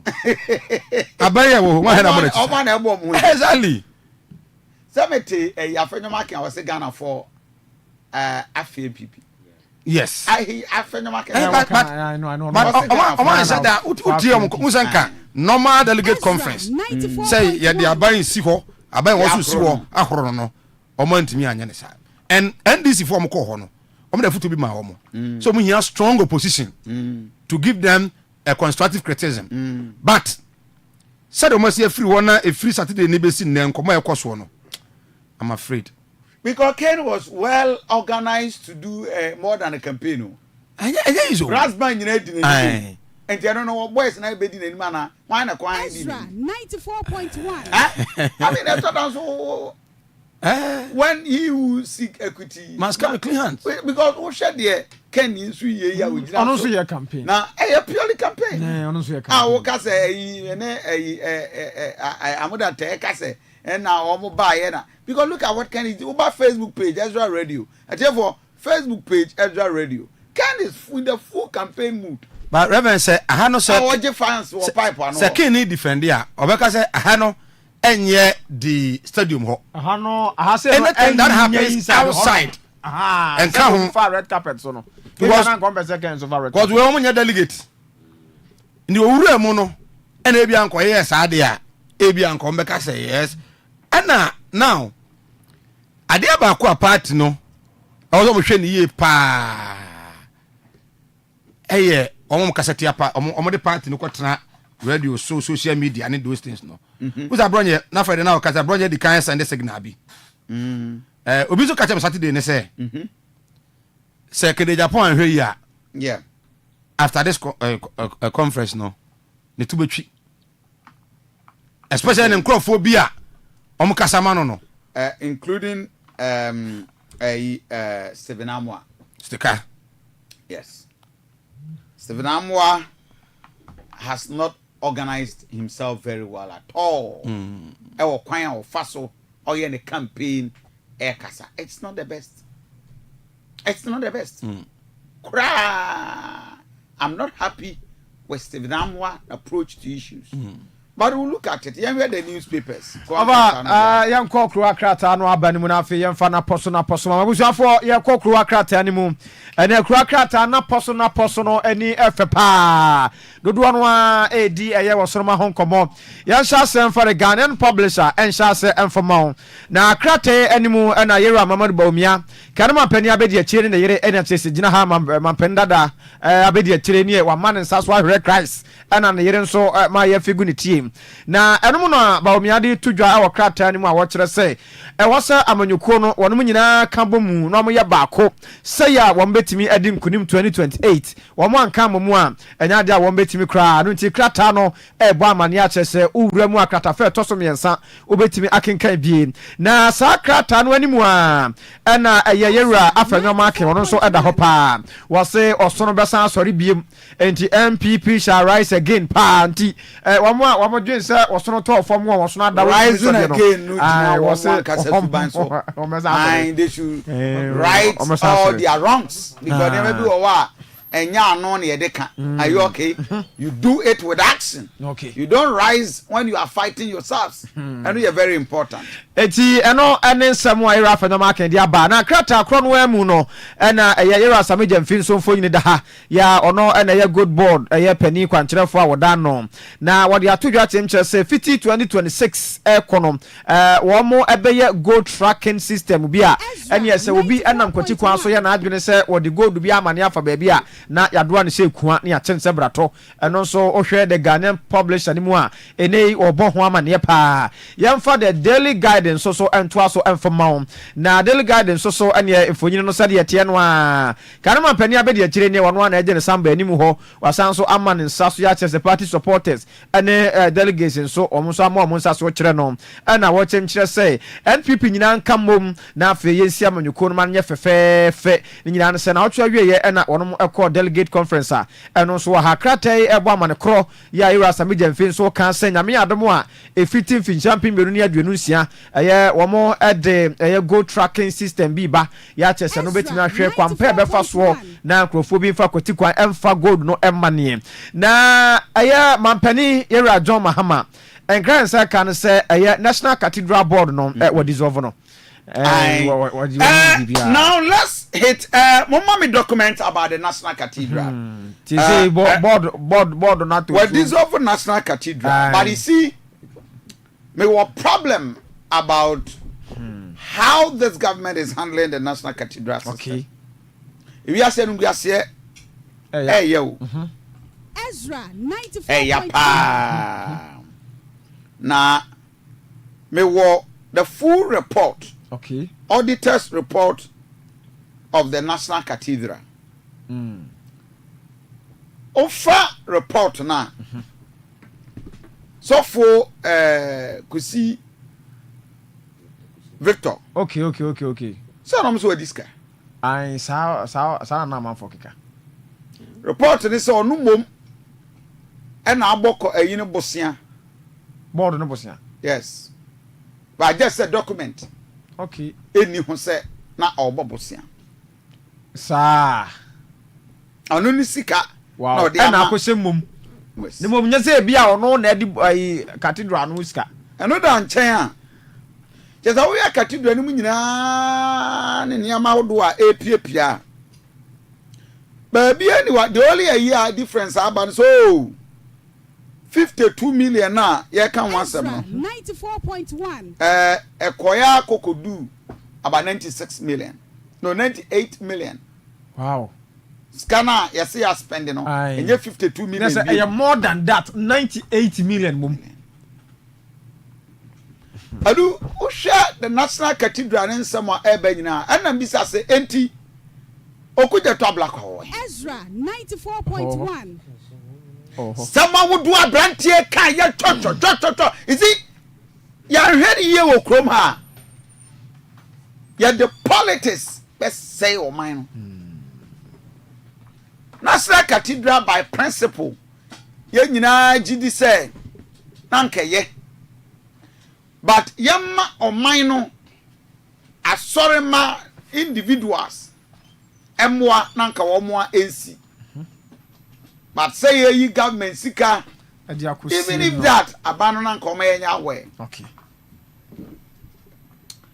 okuja to black kwanya all the exposés dito omo diska in opposition ba bia sika no afa nyina na okuja to woni nyina unim company delegate right delegate okay company auditing no na ye wie ya ene John Dramani Mahama say sa sesia we say no e ba be no center culture for Ezra 94.1 auditors report ni nyina na gue wow delegate wow delegate company wo hwe say report no auditors report no be catch so aha skaway ebia document and uncover but say eyi a kire wo sa asumasi na obenten aditaku dama Ezra 94.1 nothing anywhere yeah antimi anchirim in the report antimi anchirim I mean why are we doing this to ourselves yes na and this opposition cansemi one of the report is 20,000 ye de ma social media bloggers any journalist without say receipt to say look at this where's a means to kroma aye ebi ni 20,000 Ezra 94.1 where's a means yeah ebi ni 20,000 you see on say aban no wie sa report we omo ankasa kan ma no atum my din on say NDC okuja to black anom bia kana no atum everybody is almost quiet about the delegate report wow creating the impression say national cathedral a report nini financial statement any Don Dramani Mahama Bass the first thing our yeah say obi say omunye investigation auditing report our national cathedral unim say besi na ye nka say obi ediska omunti de ne court Ezra 94.1 I Felix of Osukache some more the ba mama me wrote a report. You see Ghana cry woman o men yani an yebebo no because the impression ni niam awdo over to kwache right go scroll I am bujina idea say we don't need go any mo share Facebook page mo share TV get me the report any we or say principal activities financial result total revenue ni nyina na gusui na mo hwe ni nyina immediate and ultimate holding companies bibia is there that's a national cathedral on sensem aban ye hwimu me worry they say impression I create even before this audit report no e de akwa wi okuje to ablakwa okuje to ablakwa otu kwa America yese obi shop anim ene ye de consultant no kwotana ye ene ye jiska ene ye koba ye ene ye we all of this what is the report saying DNA report no ek unyamre na we read all the detailed reporter we need what auditors our question many of them quarter betimi as on return because auditing on 94.1 ebia ska we yes me fama me the amount but just that receipt enka ho auditors be ready query okay not because of say bia no disca no okay but how accounting language the procedure because what them man na was receipt dey answer accounting once a month essay or fast on one year. Audit is bit me easy. Okay. But not because ABA with this guy. Okay. I must be so far and 97 million be. Come on, show me. There are a whole lot to the Hokodi, even Sofo, MP Sofi. Kusi Bois. First one in the Bobos here. And the Bessiano boy, almost said there wasn't any bar. On mom na didn't see Kama company. I didn't see Kama, you know. Board no any official document be a say. We see Kakobo, we be see, yeah, you two more. This but the report capture say indeed. Sikabisa, Sika ama bosia just that receipt in income. Receipt in income and I see any documentation. Exactly. So then I just say Mausikano. And I say Obo Besia. I wish some community Felix Kakra. Yet Felix of Fuzukache a press conference now. Oh, yeah. That there were troubling discrepancies in consultancy fees paid to Sir David Ajayi and Associates Limited for the mobilization and design of the National Cathedral of Ghana.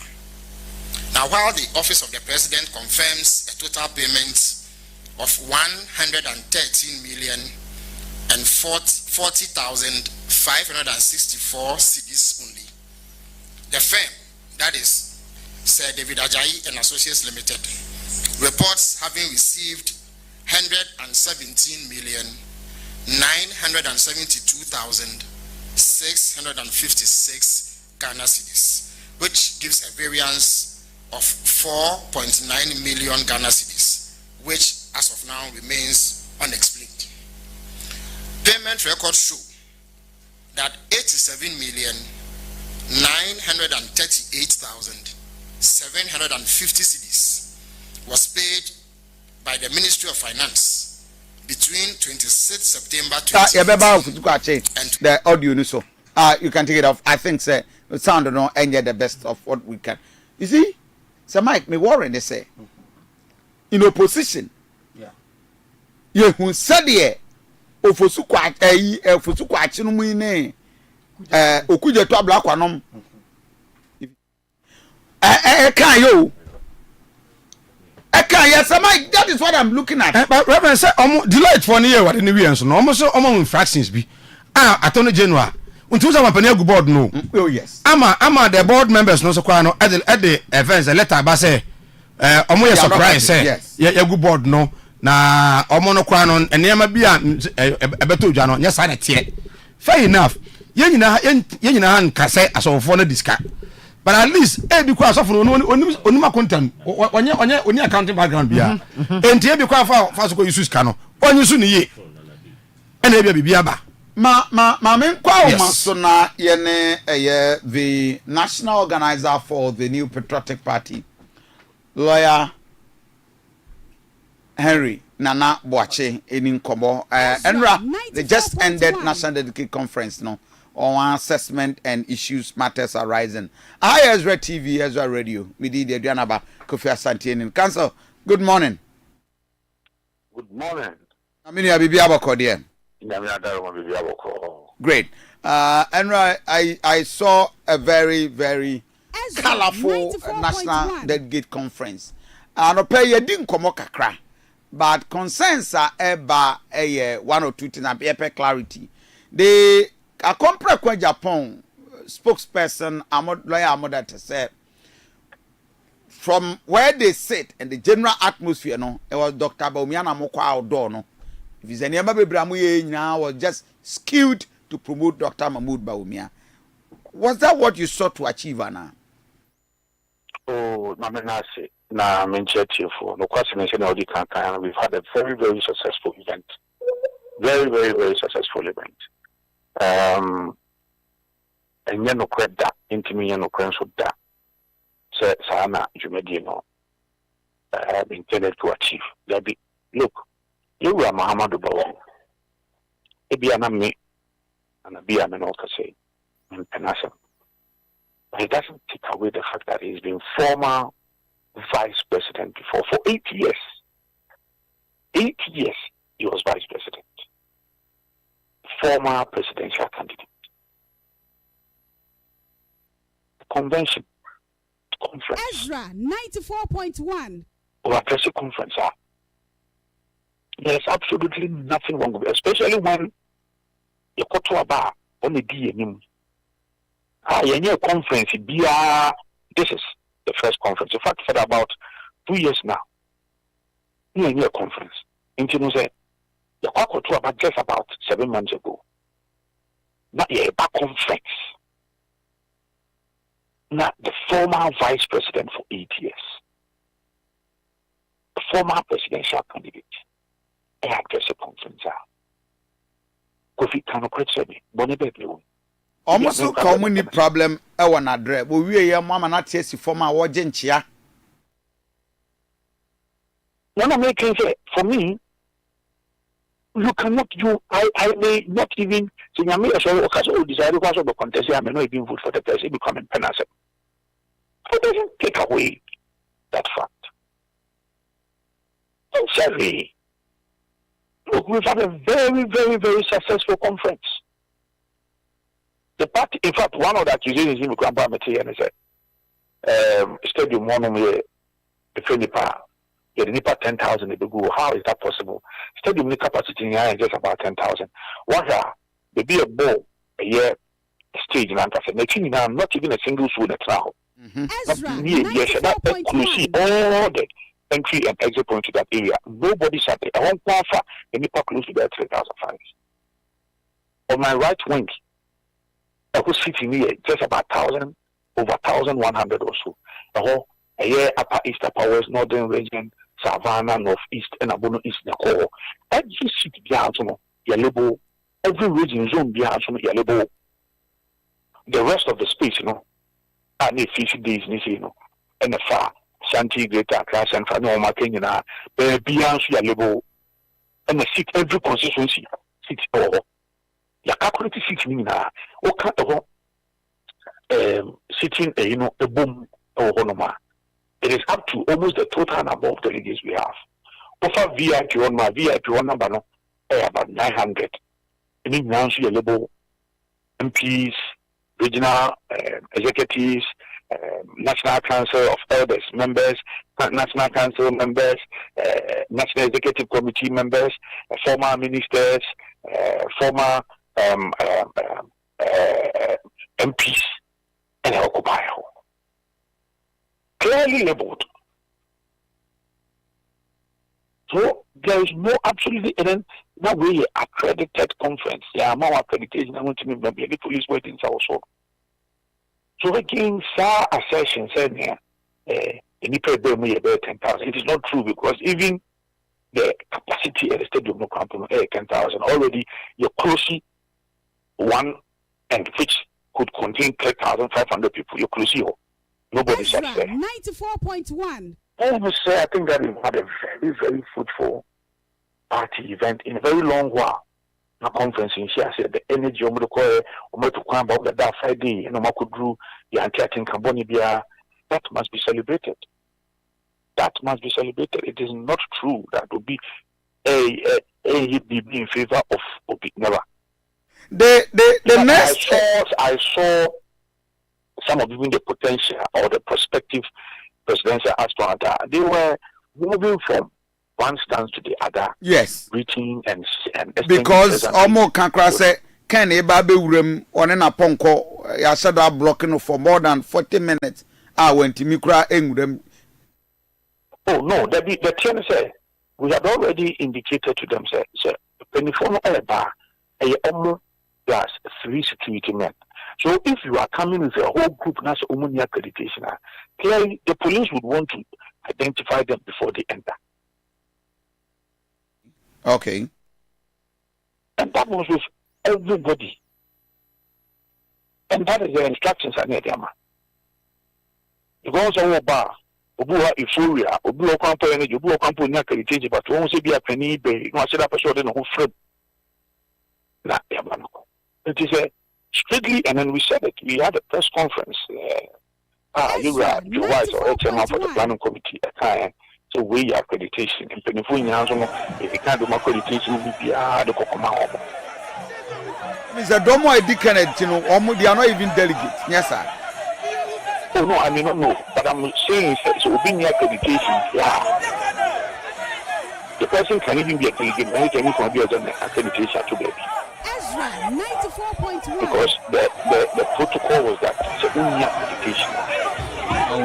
You will not exactly. And now, what accreditation bank will be out baby or tina. Delegates no your baby on the tina. It is all accreditation and say, oh, cross it up. The other side now, and not the security will not allow you.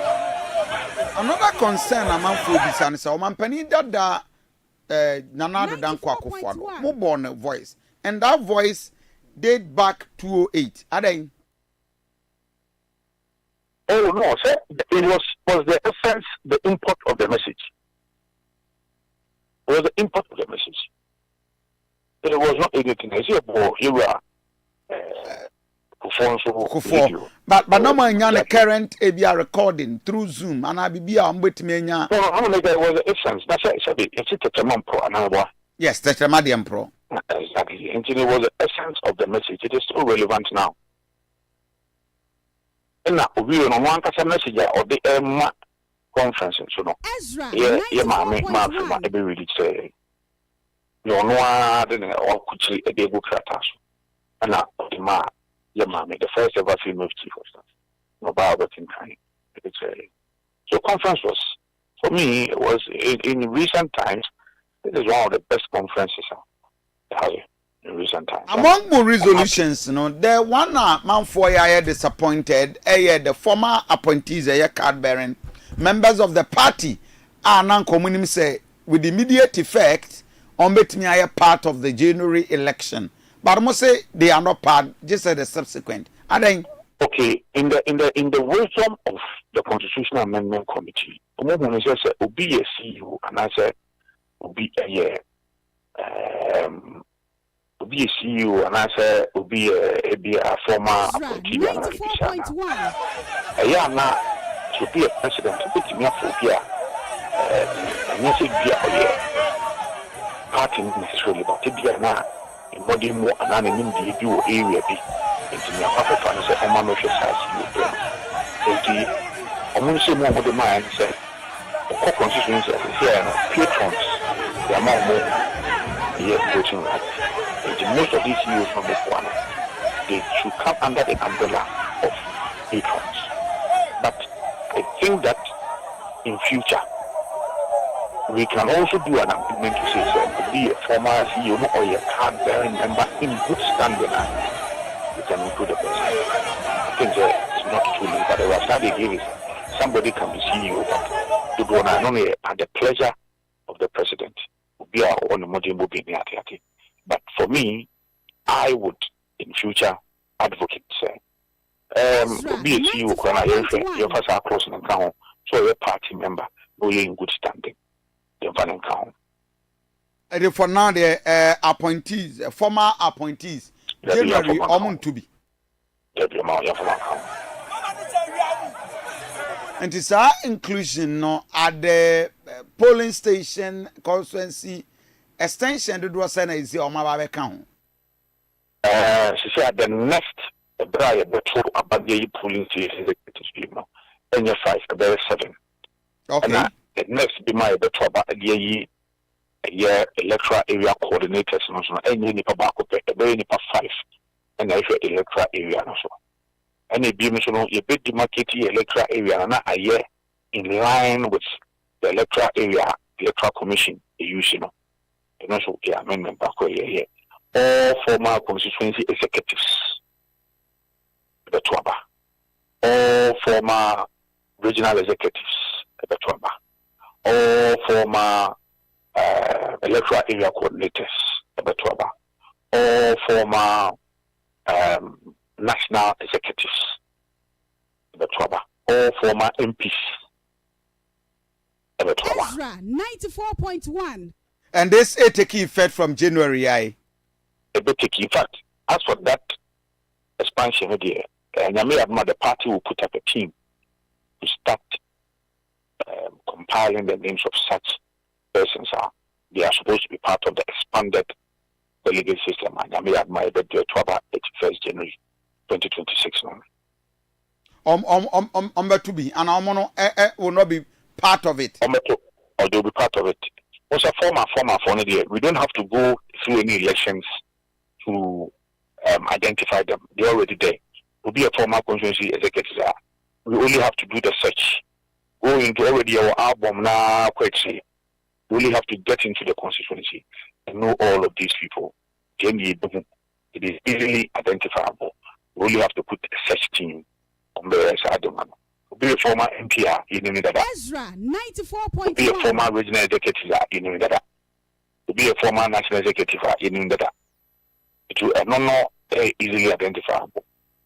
What the next elections on the near elective positions. So, for instance, at the polling station, didn't be an electoral area now. The next cycle, I hear to about a polling station executives. Now, the next cycle, I hear to about a electoral area coordinators. And any papa, no electoral areas, name on the baby pen and almost electoral areas. A new decision I'm taking. You are no more holding the former president as a next chairman. That is giving the current president. And then they inform me that decision. It is not even better. No, like Cecilia said, according to Semitia said, yeah, not just a more Abemu, sitting president for now until this Enra on the year more chairman and as a leader of the party. I can lead. No, I know Crown and Can't yeah, constitution, but not about the convention. Convention. Okay. So now what we have done is that the national chairman, because of the role he plays, he chairs National Steering Committee, he chairs National Executive Committee, he chairs National Council, he chairs Conference. Conference is the highest decision-making body of the party. National Council is the second highest decision-making body of the party. NEC is the third highest. Steering Committee, it follows like that. So in the wisdom of the Constitutional Amendment Committee, if the national chairman is playing all of these roles, both in and out of government, he will position. You are very more on a humano. And you know, the part also a leader just to avoid any conflict. That person must be the leader of the party at all times. Yes, and I agree with that position. But based on your convention, not just another than Kwakufado within the 8 years, you on a heady neck in your meetings. Yes, sir. No, he wasn't. And kind of make us a so. Still, now constitution day. That is why I make us say there was a conflict. The convention, we refer to that as only a leader of the party. Okay. It is not. It has not any even expression in the constitution. But however, now in the area of Fabrice, about area of Fabrice, area of Fabrice. So now, what the Constitutional Review Committee sought to achieve was clarity. So if in the party, the national chairman chairs all of these important bodies, then it should follow that the national chairman is the leader of the party, just to avoid any conflict. That is it. Maybe a campaign for those flag bearers hopeful for no to start campaigning. The nomination it would be no and as in this week this year. Now, chance of constitution in war. Also, party a day 6 months notice about Sani about so the party has only this week and next week to be nomination. So by this week and next week, officially presidential primaries will be opened. And now you meet the provision in the constitution also a 6 months notice. Now after the guidelines in the BBR. So from where you sit as a national organizer, we are convinced that our decisions we now shape the fortunes of MPP going forward. Very much so. I believe in that. Very much so. I pray a party more.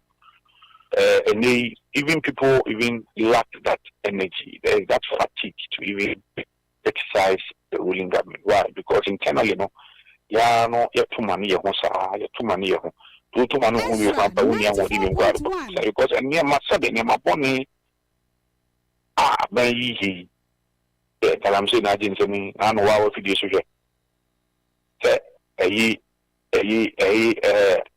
When you feel the would be why you media, you might could have bring out the basic penny. When we say you have fruit, be a many penny attempts out, reducing and I know when you my baby, won't be that. Exactly, and then these are those who have fraud, you are not just so that I'm here, the attempt and time, you dream for no cranker.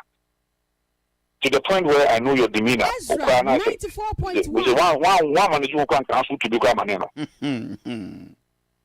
Of course, for the LGBTQ and me, you are Mama, which about the mass of us, Obama and me. In me, and make more you need to me for painting the Kuma the cameras is you also at the back. Yeah, monument. There was a few moments and time. Good when much. Good when much animal was in, I never was in America. And then you can have between 2 3 months at home to you. May move near 2 can 14%, near 2%. Nancy, yes, up to 2% view. Exactly once you have a come about you be ready, or you go for 2080. All of these things are things I was see to me now, what they not get it. And also, I thought that now Kofi, we chase up on 10 on the class. So I believe that look, say it me near your presidential primacy free home we are. We are, you know, I'm a quick baby. I see. My final question was about donations cost ahead of conference. Dr. Mahmoud Bawumia, is that confirmed 6 million or the Maya, and that of Canadians so 4 million? Oh, no question me free manoma as a mechan because many authority be as a mechan say or penny boasi, we boasi. That the many authority be from parties. But can they said that one to you in Ayati? So I'm so 4 million. I'm saying it from one number. It doesn't mean so was a better. Oh, okay. What I can confirm is that Ezra, penny free issue you move boy pa. You are Muhammadu Bawumia a boy pa. You are a year Kennedy Akumpo Japan boy pa. You are young, say a boy. You are Brian Champon, a boy. In fact, you are Napo, a boy. Young chief of staff, a boy. So there are a lot of personalities. Or more a boy. I see. I don't have the authority of the party to put out figures. Obibi say aspirant no hopeful fui. I don't know mama mo kwa mama be jirigina e ho nso awevu kra anye fans kakra. Kofi wada mo yini aspirant bi asesi o. Yini aspirant bi asesi. Nya obia betimi aya ne se o ebre ni duru na ye makwanya. Ebia wo so o papa na obe plate ni bi. Edi kan chimu se you are Muhammadu Bawumia. Ezra 94.1. I cannot take away the fact that he's the former vice president. He's a former presidential candidate. On the address conference. There is absolutely nothing wrong with that. Let's say one more thing now. You says I'm penny free in a Opia, but the brave you can or say they any new booby arm at the manor. For 8 years he's been vice president. And he's been presidential candidate. We cannot take away that fact. Yeah, my main Fawinsia, we did say at the right time over Kumasi, entrance to the studio. And see, I didn't come on. Henry and Abuache, Nanabi, the national organizer for the new patriotic party. So, Mike, the senior prophet, Apostle General, yes, Kofi Ponsa Oshe. Oh, yes, as usual. I say with the National Cathedral. Yes. Say nipa eni sika, especially so Sophie said you can you need sika. Yamra ne me no omo me dware no man ho mfi. Say ba hwehwe mu aba no kore say oni sika bi a o me dware no man ho mfi. Omo me dware no ho. Okay. Na nungu ase mfata kan ni ba. Ai ba de hwemu adi kan ba no de. said the Felix mo canona yen so agent can be dia ene ye nembe be akoso a sika bia yira o ma hunu the Felix eken ene agent so aka Deloitte for them bebe ye no say ne city dia ne papa ne bia akoso a o mo sika ne bia yira o mo hunu ayira Who's a scabbard and also funny? Oh, it is scabbard and so for you. But now, this can be Ira. And the Omoba prosecuting Kofi. And until Kranama, the president, Edika, Edis board. No, it ya hanimu. Messrs and Cody Watchna, Anopa. Yama Kwananki, more fellas than in any. The voice bear 28 minutes. No, the embody. Now I ready, Anna. Me so say I ready but now they be can say boy na asomasi say yinim ti no but me dey akra bi on MPP dey no e be the power say first na come appointment on communicators communication directors no constituency regional national no by appointment is by election to say the NDC for your body I think it's good beto so aba nti wo be communication don beto so aba kesken ene poyando ko secretary Asante. Of course, Asante secretary. Was you graduated from communication? You don't mean it? Yes. Oh, Poyando. Friend of mine. Of course, secretary. Who ni Yando? Yando, of course, secretary. What's your name? Of course, secretary. Yando so. Paul Yando, of course, secretary. Then you have the power. Of course, secretary. Now, Sampai way. Sampai. Also, busa some Reverend. Sampai to US. So no, they will say Ghana and Kasano be there. No one said that. Team name be so. No. With me, about me. You to know na we ma do ayi KMS ro a no am play number for you na mo to say you go hey 94.1 tie bia no ni ya because me catch you yeah this year no me say that nkran no you yeah nkran not from January be nyina nkran not o ja teaching na kra oh depe what's that ni a friend teacher fine ni a friend ti we say iba mi mejai you got to bad there you got to bad now ona ma menchia chairman Dr. Edmond Opamepra the only lecturer yes the only lecturer no so race no dey say what cha no ana Opamepra meche obia omienu na ate meche obia meche ada ni mokura so ka ho meche ja so ka ho Michel ba wouldn't catch Jogata. What's it? Say Jogata. Oh no. Jogata there. Reverend did have Jogata. My main tie Felix de Anaka. Enti kakra. Good. Ewo National Cathedral. Ebo mura monto mo boase. Tie Felix wo go ache. Good. Na on the National Cathedral of this audit report prepared by Deloitte and Touche into the operations of the National Cathedral Secretariat. The report, which was commissioned by the National Cathedral Secretariat, covered the period between 31st December 2021 and 31st December 2023. I must stress that another report dated 31st December 2020 has also come to our attention. Now, these reports reveal a disturbing pattern of financial irregularities, procurement breaches, unsupported expenditures, and a general lack of due process. From unexplained payments to discrepancies in contract values, weak internal controls, and questionable governance practices, the National Cathedral project clearly strayed far from the principles of accountability and fiscal discipline. Now, before delving into the details of the audit report, it bears noting that available evidence indicates that, contrary to the widely held view that total payments and commitments to the National Cathedral project amounts to $58 million so far, there is actually an additional outstanding payment of $39 million due the contractor. Now, when added up, this brings the total costs incurred so far for the whole that sits at the site of the project to $97 million. Also, due to the lopsided nature of the contract, additional costs continue to accrue daily, despite the cessation of work on the project since March 2023.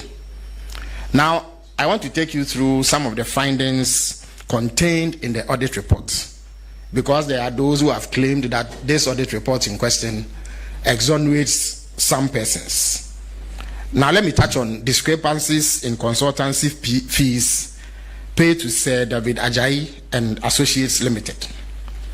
The audit report reveals that there were troubling discrepancies in consultancy fees paid to Sir David Ajayi and Associates Limited for the mobilization and design of the National Cathedral of Ghana.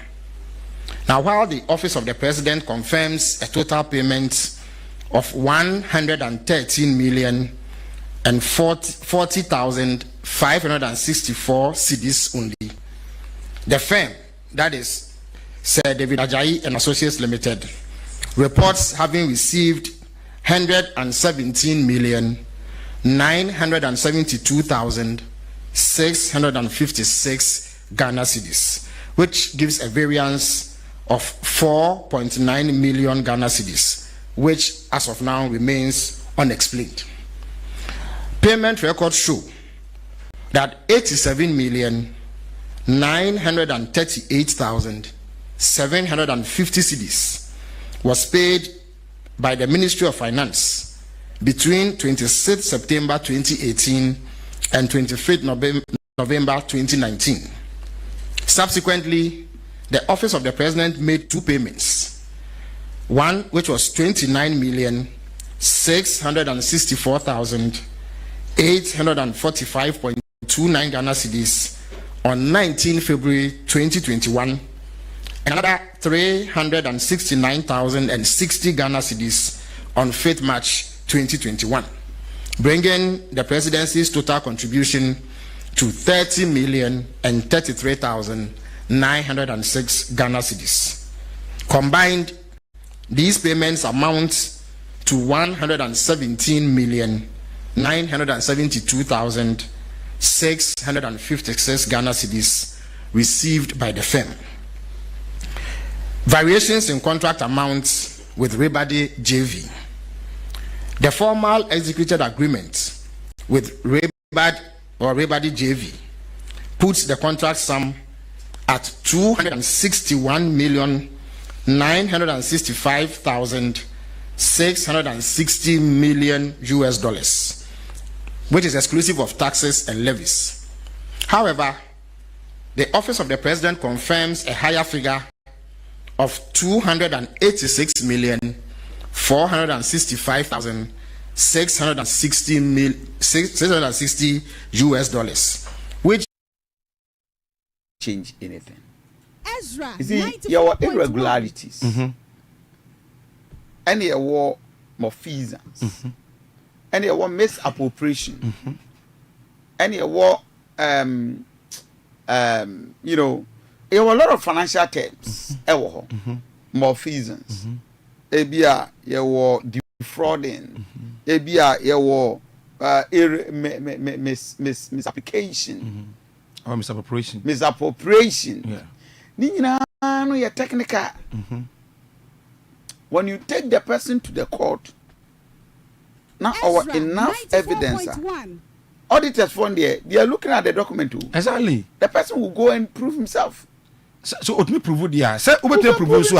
Who's our public accounts committee? Yes. It has to be beba. Why? Because we is kabidi we receipt ni ho. Receipt ni ho no a it does not mean say wo ye you. Yomo nyintum say wo ye. So receipt ni ho kwa dey reverend. Sika no wo hene. Then ade ya receipt.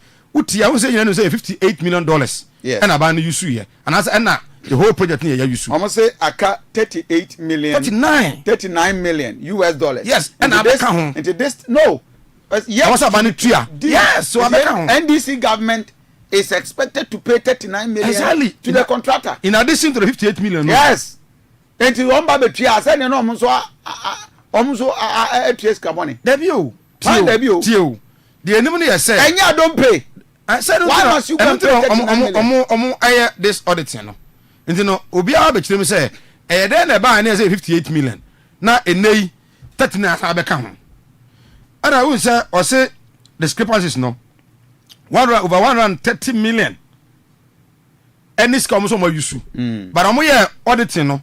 No man will say 117 million. 4.9 million bi ayira omunhunu in this 4.9 million no the question is ewo hene ewo hwan ho ekose ho abotom ekoye adwuma ban ose omutua 87 million and a finance ministry no etuaye na 87 no almost 29 million any government contribution. Okay, so Adusi, yes, Mama Boafo be mienu, ye newspapers no. John Mahama make a pronouncement on road contractors. Yes. I say kwan awodo a so ye be kwa nwan kwanta kwan no so. Yakọ aputuoja. Esre so. Yes. Yakọ other areas akwan. Onwe. Ajesu onwe. Yakọ Sedon Kromo. Sakrawo no. Na hono kwa de contract no wo so de onwui.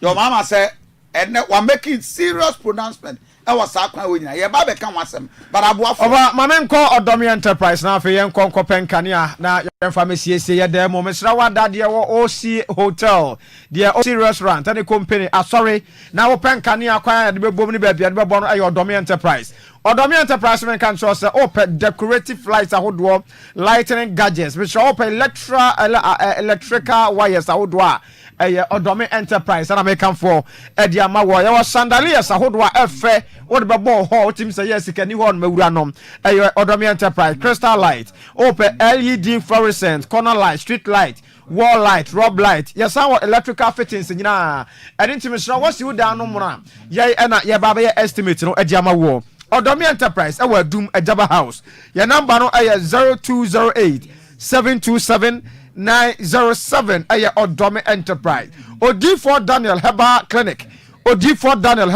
make sure say awo obu ono mo a unim say wo ba de unya ware kim afe efie na ye hwese ye beti akwada asu eni nti wawo akwada nya be 15 years awo na tekwa Odi4 Daniel and American for dia ma wo kra de wa de awo ne makra Odi4 Daniel se bre no mo na afe wo mo awo aduro se sunsumu dia honamu dia Odi4 Daniel abemu aduro ntam so kra Odi4 Daniel se men kan tro say fibroid eni nti ama akwada ne nya ba bi nto ye funu mu a bra no onyi fibroid no emfa free ho typhoid kidney problem odi ye nsansa na gugu odi koko Mr. malaria anasa yade bia ye tete wo no honamu ni sunsumu Odi4 Daniel ye odi aba soap David Buono no eno sunsum bi ose ne ho oden be waawo no brɛ na yengu awade ne ma wo eno achi blessing oil obed besra wanim sasa bi edi wachi ntutu ayento no obefiri wachi ye wo open door powder David Buo ointment ane nyina no okɔ Odi4 Daniel Herbal Clinic a nyankopɔ tumi ne haban ane nubra nunsiri kwa ebretuo mu de ye wa de yedua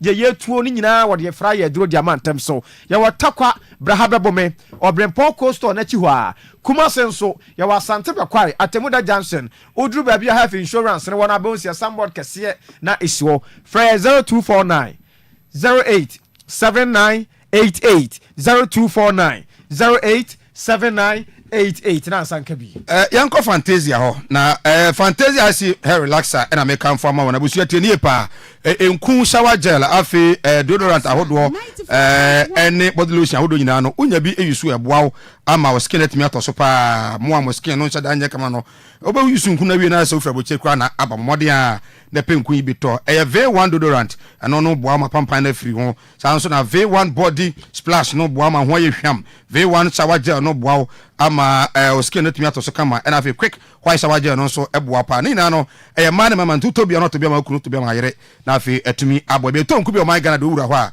obenya bi ato ma no so ba mu tumi fuye pa no a mo mpenku ni bi nto fi se alo oyo no ebi omu a eboa ama utinyu no etumi efu efe kwan so pa 0207 66752 and only kumase number no 0207 66752 na fi 0302 668 420 0302 668 420 na yenye wuso na divine garlic and divine GH capsules na ye adwuma busuafo garlic ye dupa garlic no sa wo we garlic atim say yes yensa nkyerene ewa wonsoro ne mu owidie ne mu na ahoden aba ne nso no se okaso bi nwe garlic a ya no odwen so enyono enya eni nti ana divine garlic fo wono de aye aduro ya wo de aba se wono mu a we mpampan bi ani atire na eya wa koma no ho adwuma pa de na koma ebo ntentem de na koma hyehyero na koma ya ne ya wo ya adwuma kakra bi a no brem so ye stroke na tete wo udware wi na ho ye ohene o tenase ya Jesus o sorry ya Jesus ni nyina se osisi ya wo ya wadro aye divine garlic and divine GH capsules adro yi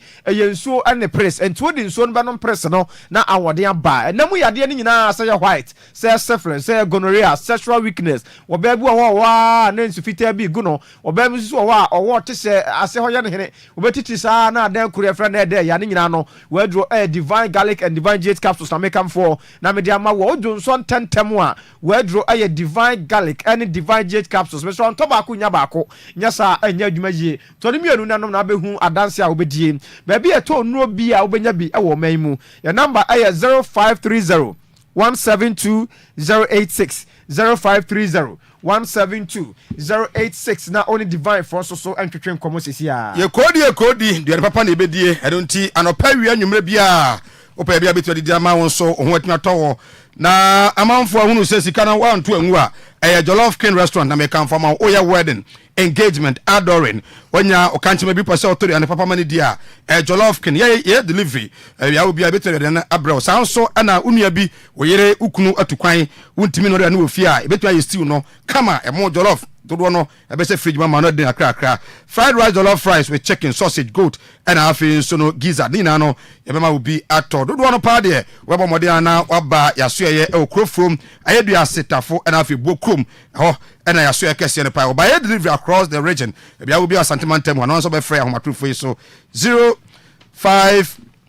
0589265525 and afi 0549267627 na fe yetimi ajo so Jollof King restaurant ena Asante na edidie na pep mesa no ne o abusuafo wo se dro mapa wo se dro etu ase ntem so no ye pep mesa na obi a wo sa woni so wo sa no aduane to ya mu abuei ekwam de wo abuei dambari si abebo nya asenketo obi wa na wo sa ba no asa ase ne bo fon no tentasuo so osa ena wo ya de dia eye pep mesa and American for the amawo. What the near peptic ulcer, stomach ulcer, duodenal, and now akuma bon tentem, and from Edina Yam Kakrabian watch out pandia. Wadauroma a pep miss and one abenmo. What the near diarrhea, sabi warfare no janaye, Nina no ya the bonny hadrian inti, unya pep miss Sanibia, na abwao, na obia 1 minute, what you are to the new one, no, mano se man mobile, where you know, didn't more in the year, ya no one mompe, and in total sabe mo jat was adian and pep miss Sanibi. Na na be hu ahode ne kuma se Kolinak obenya bi Misty Heba ani apedank smart heba nso wo boase kenso wo won kran cap heba wo sunwane unique heba e obogoso tamale eye PK Gambila ana Kenok heba enso awo brekum crisis our answer nimdie heba nso takrade opoku ame ya nso awo tachiman 0542 397 057 0542 397 057 eye pep Mr. Enwa ana abenomo Gwambe heba ena mede ewura ena no pay na ebusua enkane na hospital no doctor no classroom die nko a oni ani diare ne beku anu ase eku wo Gwambe de owani nyame aboa no pa huhumu owuram epie sanso ena honomani enunti yare bia ha obia no pay abomode ne ko yare bi wanante ache wo de akina che unya no muaya Gwambe ho na afi onhwew stomach ulcer ena hawo na say menstrual disorder sexual weakness STDs into the yare bi na akote malaria afi infertility diabetes typhoid fever ena hawo hypertension obusu ani bi enya na won kaso wanya ebia na yare no huhumu ana honomani abra na yenhwe na ye ho no yesan spiritual counseling so ka ho die wia na ewu amangu se yare ne firi ha na ba yo enti ukofie no kwa no usi asoma si antia no twam na afi ho ntimi nto mapa anu nyina no obu akwa no madu nuka so ho adu anom nyina no Gwambe be church nyina kama sanso ene wo laboratory service awodo nyina bi ho ultrasound scan machine so ho a ehwe ni padua no ma ho so ati ho bia yare no efiri eba ya so ye no ekuma se joso do nyina ya ben do nyina security court no ho na Gwambe ye wo mo nam joso kwan so ba no boadi mdura mu nsi atonso high school menya ka ni bi akọ Gwambe heba ena me kan fama joada kosimi menda anopa no so ne ase dwuma ase omode ana frɛ 0241 587 674 0241 587 674. abusuafo sɛ wo abrochire na do sika bɛma nua so nsi dama wo na afi obesi afa ɛdo akwatena hotel asamu aduane sɛ di newu die fa kɔma GKBA na wɔn enye japade ne ma wo abrochire na pɛsɛ ye japade ma wo a ɛyɛ GKB Company Limited wo Ghana ha yi a kra na nya afi na mkɔtɔ anua mekɔtɔ nso akɔfa bade fo abnua bedom mekɔ akɔfa carpenter for mason for ɛyɛ long distance and long accoutrement mesrɛ fa odansie ne nyina akɔma GKB Company Limited wɔnom sifie tɔn efia yɛse awie de opɛ bia wopɛ ɛyɛ 3 bedrooms 4 bedrooms so pa abrosan de wode yɛ asɔdeɛ de wode bi o company ene babi a wa wotena onsa bɛka bi yɛse awie bi wɔ yɛse asie mu dada de hia so osika so na waba abɛgye akɔtenam ɛno akyi yɛ wɔ asase a wotɔ de ayɛ adwapade o pa asase de airport farm o pa asase de asifie company bia na apɛ bia yɛ afuo kura no a de hia so bɛfrɛ GKB Company Limited obu wɔ a onso wɔ asase o tɔn na unya atɔfo no kra wonye wɔn ni a ɛyɛ GKB Company Limited wɔnom ɛna ode onsa asene brɛ wɔn amɔtɔn de ama wo sɛ yɛ dan usi aduru baabi sika no asa o pɛsɛ wotɔn a wɔn bɛtɔ no masiesie yɛ general building construction architectural works wɔ building plans yɛ form works ɛne decking nyinaa ɛne nti uni problem kra yɛ wɔ Kumase Santasia Pri yɛ number no yɛ 0246 248 275 0246 248 275 na onsa enka wonom sesia Agarafa Herbal Center busua doctor we wadro papa na droba ko de aba Glaveman Mr. no eno na me kanfo de ama wo se mo a mema muntimi mo adwuma wo mpam bu ha kom mpam a o kakra bi bam na da ho na oyire bu afu atwa na ni ahwe dan besu agu ne yam saa da bi nya bi no betu aboa wo pa mo amanya mal stroke afi so mo a na enema mo aya den de ma mo be ma no ebu ha etimi gina ba ejina enyina ye asa woro sade mu ana ye woro omade ya ne pa adure bi no na fe edimnyina ye emfama ebiabia ntrin no mu ama ntrin no timi abɔ adwuma ama won so oba emamu sanso ena o waist pain bia na joint pain bia so a onya bi no betu aboa wo pa Glaveman Mr. ena me come for the amawo memedro muntobi na fe emwamo 0533420666 0533420666 bia wo bia o my Ghana beto duru bia no ubenya bi ato abusia akurase aduonu na nya aba no akurase ni doctor wona atena akurase na afi onu anim no bra haban wakeka bom wodi aye adroma passage na no na hode mra eye reko heba Mr. so for reko na akofa de aba wo ye akurase doctor na wadawro mo wo se sa na aduonu se wono ma general wa bi no bu wono ma yade na hinta enyi ni ho adi na no nya ne de we ye menyare mente apofo ni bi no mesrew edura no pa ho den awia na wode wa nwumre ho den ojonso ntentem kwabra ne koda wono ko be jonso be 33 times ansa na ade ache a oyare ojonso twa no ho atechima nom reko heba Mr. na hode mra usisi na ye ya wo ba obosome no eso a sabe maye atiase eba kakra bi na atwa eda wani na so na aba na wankasa atro na ya hwehwe na menyem saa wadro eye reko heba Mr. Odi ne ekoko agugu afifiri wasiu eye reko heba Mr. Mojabroso infections ahodwo oto asetwetwon sciatica anase me vitality wo bema obema yatofom ojonso a na obema mu yoya wo ho na bema mu aka opɛ wo ba ojonso a na obema hyehye wo ne bema hye mu a na obema hyehye wa eye reko heba Mr.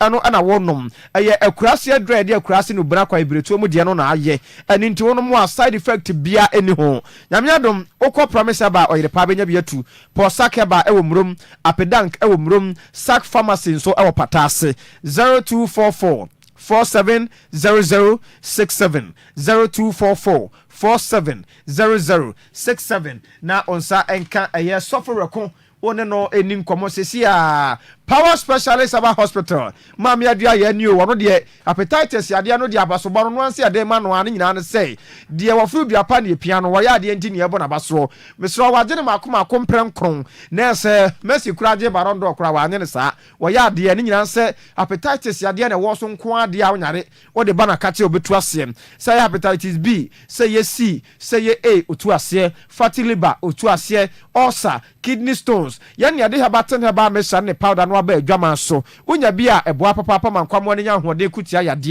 ye wadio ya heba mala mixes wo ho enu ya malaria duro onomu a awo edede denketenkete ni nyina ase betum cough care heba mesha so eye ewa duro obo hyehyewa waduro no wo ho anu akoma ye oya waduro no obo wan ketenkete akese ani nyina waduro no aduro ya heba tonic nso de nanum ato a wontim ne die no eno ane aduro wo sawo nom kala heba mesan so eye immune system support no bi na emwa wo aduro benya bia to ba bia to nu bia kwa benya ACP kwan so e won kran kuma se feyi aselek bosomtwe kwan so aduro ya junction be hu ye takrade ye wo Anaji Estate Antaman Rabank ne nchen ho no 0244 544 422 0244 544 422 na onsa entimin kabi na useless enterprise useless ni nyina ne se ba no mfidie mfampa wan kane ade a won na wo bio na mu amutu gold no wo pe mfidie no a wo de bobbo fom ho wo de bo ho na akwura gold no ho direct de a e wo useless enterprise American for dia ma wo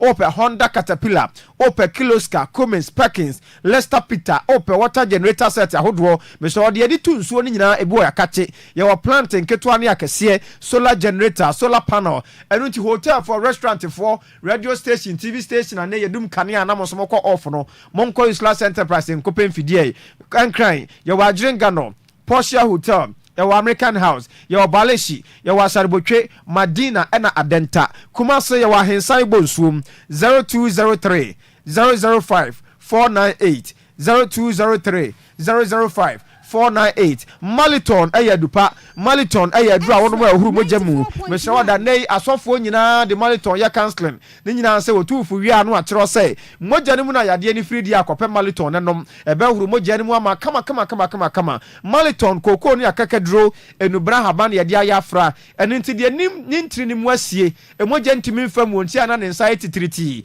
ne na etitriti sa ananse acheme ye no ananse police training wonko obi da eye moja ne ntimi mfam no Maliton na enyemu adwuma wakoma bon tentem wakoma ye oya wadro aye Maliton onomu a eboa oye adwuma kakra bia no abre udware wi na honam ye ohene na wutiti enam yade ojonso yawo ni nyina aye Maliton na wonomu Maliton benya bia to ewo ba bia to enuo bia fra Dr. Penny was 0547 021 078 0547 021 078 na Right Angel Heba Dr. Anti and American farmer with you also no dear one wa also draw my power Ghana ha na draw swear for pa was say we ya de na hia no onye sika adunti also na tena so mfie bebra Fabra Right Angel no mu adro ma honton enu achi so mu yade bia bo wan wanya court case danu a obekọ court no din kan Right Angel ho na omo ade ansa no akọ court onya sa adanse krumu bi akwabra ne baba be di atia onya asem ketoa eni nto anya court case ya ko Dr. Anti ho sunsumu awade ko Dr. Anti ho wanya woba na woba be wanu a uwie genotype ne blood group ne manema no akọ na wonkonko ye sunsumu type nso ho wonhwe hunu se fie na wokọ wura mu no oba no ne element ne wo de sa na ense ya wakronom afranto heman 0241 191 222 0241 191 222 Siemens Vital Heba Mesha aya gan mesra wada wo bema wadro no bema dro aya Siemens Vital Heba Mesha and capsules adro yi ensuo baako presse baako wonum nsuo no wanom presse wo bema oya adwumaden sisiade enti na wanom Siemens Vital wo bema oya adwumaden wo bema yo fomo a no wanom Siemens Vital mesra watopa ye slow motion oso onom Siemens Vital osisi na yo yentia bema oko 2 minutes enye bi ha dwere buwa wa obuwa se ye denu on se biko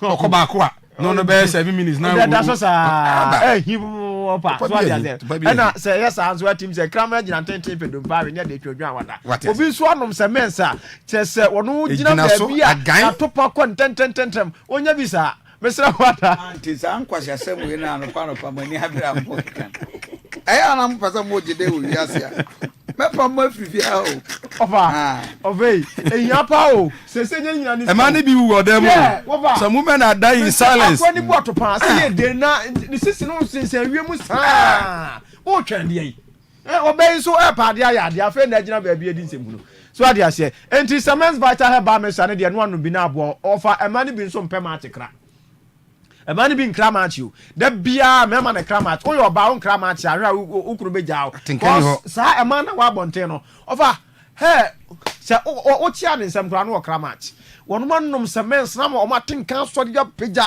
ɛno sɛ wɔ hyia wo dan mu a mesesoro besia nwan ne sisi chim no nwan no ndia fɛ okunu pia sɛ yɛ die ni na fie kora wontimi ma bi mesrɛ wo perseverance vital heba me sa me yon so for maame wo fie na me de Christ inti ye ya adehye na o ya adehye na untimi mu atopa wa de sisem nyina abeka dem perseverance vital 0244 Edrona erade hu enu 0244 anfa mo bone ncham 718557 0244 718557 nya da bia na Kristo nti ya adehye to da bia na wa yo sisi ho nso adwuma me ntia abetuno che 80 ano pe betine chia pa aba Mawie yes okay abisafo ya da ya ho aba na uja nkwala we mu ahun se hunu mbedi no afidie so se ya ba ema na ya no musu ema ni su da oba bia ba kacho so wosu ei bebre kofa oba bia ba kacho so wosu se ema no oba ben wa kacho so wosu ba bia so ka wose mi kurukwa nka unyini ye wo 48 years enso so no unimi hia ayesa tama na metwe mpana no ba bia na oba 84 na me se wa hwe 48 years o na yere so ndimi satisfy no ayesa papa bia no no twempana bia no ya baba wa na that means abaya no so wa exploit dodo debi exploit dodo so say ebi kwa na ba ko ba na mu odu so ho wa de efia enza nyina so bi onso so a so ho so nwa sisi anasa o de da so sana kire se ba ma de o so ya be ma ya pade ya de a o miam Ofade na me adomo e be sia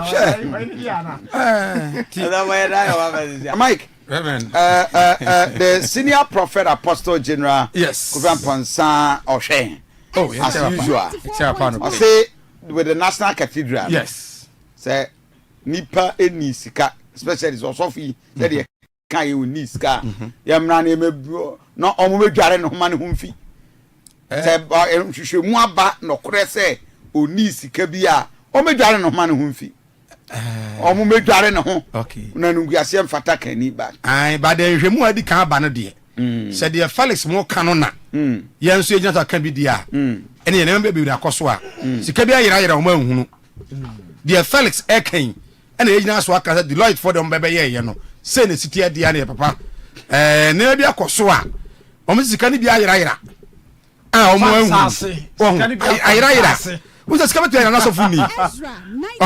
It is skabeti ya naso funi ediu. But na ira. Diskali bia ira. Enti omo be prosecute nkofo bi. Eno nti kwa na ama the president edika dissolve board no. Enti ya hwe animu. Mesra sen ka odi wachena anopa. Ye makwa na nka ye mo Felix de ni nyina nwie. The voice be 28 minutes no. De embo ni nyina. Na are ready ana. me so say I ready but now they be can say boy na asemasi say yinim ti no but me dey akra bi on MPP dey no every the power was first na come appointment on communicators communication directors no constituency regional national no by appointment is by election to say the NDC for your body I think it's good you better so aba do we have communication don't beto you so aba kesken ene Poyando ko secretary Asante. I of course Asante secretary. Was a graduate from communication. You don't mean it? Yes. Oh, Poyando. Friend of mine. Of course secretary. Uni Yando. Yando ko secretary. What's your number? Of course secretary. Yando so. Poyando ko secretary. Na yabre pao. Ko secretary. Na Sampai way. Sampai. Also busa some Reverend. Sampai to US. So no dey who say Ghana na kasa no be di are no nsa dan tra. Ti minim be so say. No with me about me. You know na we ma do ayi KMS ro a no am play number for na mo to say you go hey Kofi tie bia no ni ya because I say me tin catch you yeah this year no me say that nkran no you oh yeah nkran no from January be nyina nkran no o je teaching na kra oh depe what's that ni a friend teacher fine ni a friend you say iba mi mejai you got the bad you got the bad now ona do it ma menchia Chairman Dr. Edmond Opamipra, the only lecturer. Yes. The only lecturer. I want to raise no. There's a what sound one. I Opamipra, Mechobia. Omiru na Mechobia. Mechia de ni mokran so ka. Okay. Mechia so ka. Mechobia. Ba wouldn't catch ya Jogata. Ko say Jogata. Oh no. Jogata de. Reverend dey tell Jogata. My main yan tie Felix de naka. Yenti kakra.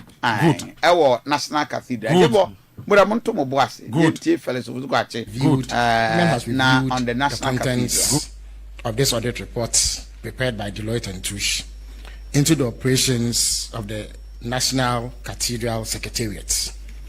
The report, which was commissioned by the National Cathedral Secretariat, covered the period between 31st December 2021 and 31st December 2023. I must stress that another report dated 31st December 2020 has also come to our attention. Now, these reports reveal a disturbing pattern of financial irregularities, procurement breaches, unsupported expenditures, and a general lack of due process. From unexplained payments to discrepancies in contract values, weak internal controls, and questionable governance practices, the National Cathedral project clearly strayed far from the principles of accountability and fiscal discipline. Now, before delving into the details of the audit report, it bears noting that available evidence indicates that, contrary to the widely held view that total payments and commitments to the National Cathedral project amounts to $58 million so far, there is actually an additional outstanding payment of $39 million due the contractor. Now, when added up, this brings the total costs incurred so far for the whole that sits at the site of the project to $97 million. Also, due to the lopsided nature of the contract, additional costs continue to accrue daily, despite the cessation of work on the project since March 2023.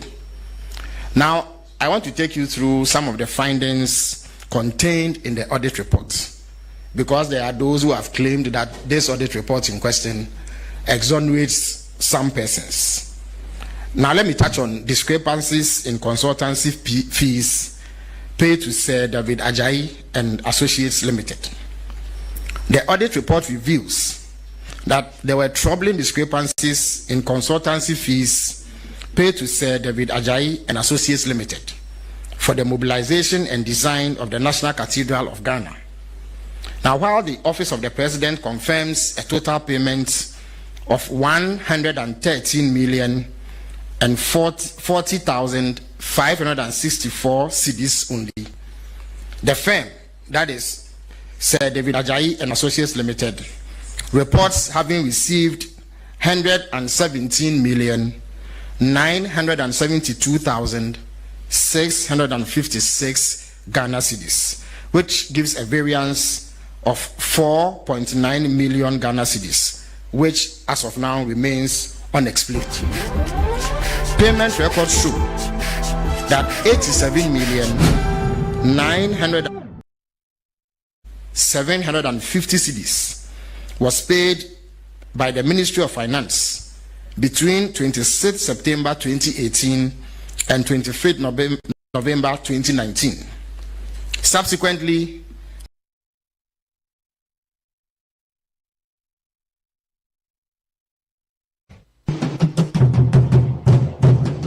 Watenase Aduanaba Kofi Asante Ennin Bema wonsinsuo mansa na waham kotopumpuni a woda ya ma boa denchem de ho santena kopubunu mu popochichi a ofrinsu ase beka so denchem awu ayenyi wachinyie kankan kantamantu kodu ya bakankama yankari ni yahu muduro wonya bema wote tatatata na odimirika ekoto tata netete wa wosi afiri tete bekoin a waji udin wa akono Kofi se wo kɔ baabi a ma de nchi wani mu o na bia no na nkanini bi da kwam anopa bosu agugu nusu ama ne tirimu aye nya adua na de hia wotudwa etiketu eso da ye kese odoto kese a wase wanyunu abodwese na yemfam fimfimu hunahuna wo de omanfo kukuru ye a wantumi no wotimi kukuru ye nanso eba se ye kukuru wankasa no ye ntumi ye no nti ye de kroyi mu nsam hye wa no se ka kire yen enne waka ma akoma atoye mu ne ye se de onimu to no ono ne ye de ni gina toro no anu o kura ne se kosua dandan ne sabofra kuma ne kusa ne se bode a ye de atugya so Kofi kasa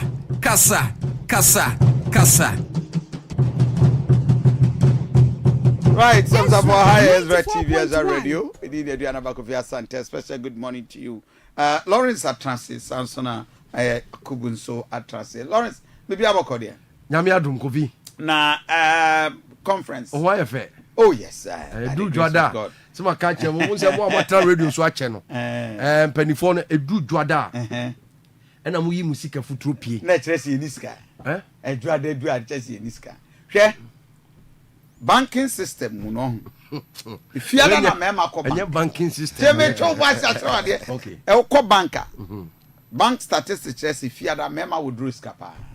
E do adan so e my deposit. E wo bank. I didn't try. Say itua. We can see itua. Do adan de be ma de. We are the typical of whisker. And I'm we more kutrumenta. More epie. Because Eduarda who could show beer what you console and him why a radio chat. Or she suit or channel. Any different. Daddy or she or boss suspenders come home or she space. Now who's any paroko to now who's or anything get or what be a good bank. Yeah,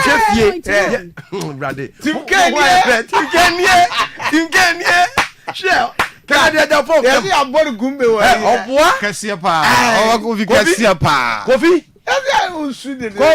me now radio so ba me check kumasi nyina me check so Kofi me now radio so aka cha wo are dey o ma dod ba omi awi the system no na de neighbor Kofi you know sincerely Kofi they've outdone Dr. Let me tell you something unless you don't want to follow me Kofi John Boadu enana ekuta album our year album Olusui me go to Proverbs natural John Boadu was holding the album 94.1 he concocted the album but he lost who saw him sir Eugene Boachentry was handling Subin he was handling the album he said we should use this album Kofi he lost third one BC Third one, I'm promising the whole Ghana who are listening. Obia Otie, Extra TV, Extra Radio. Ezra 94.1. Honorable Lawrence Adu, the one from Honorable Chief, former for Quanta Assemblyman. Maybe see. Third thing will happen. Kofi, yes, so. Ye Brazil, ye name ye papa.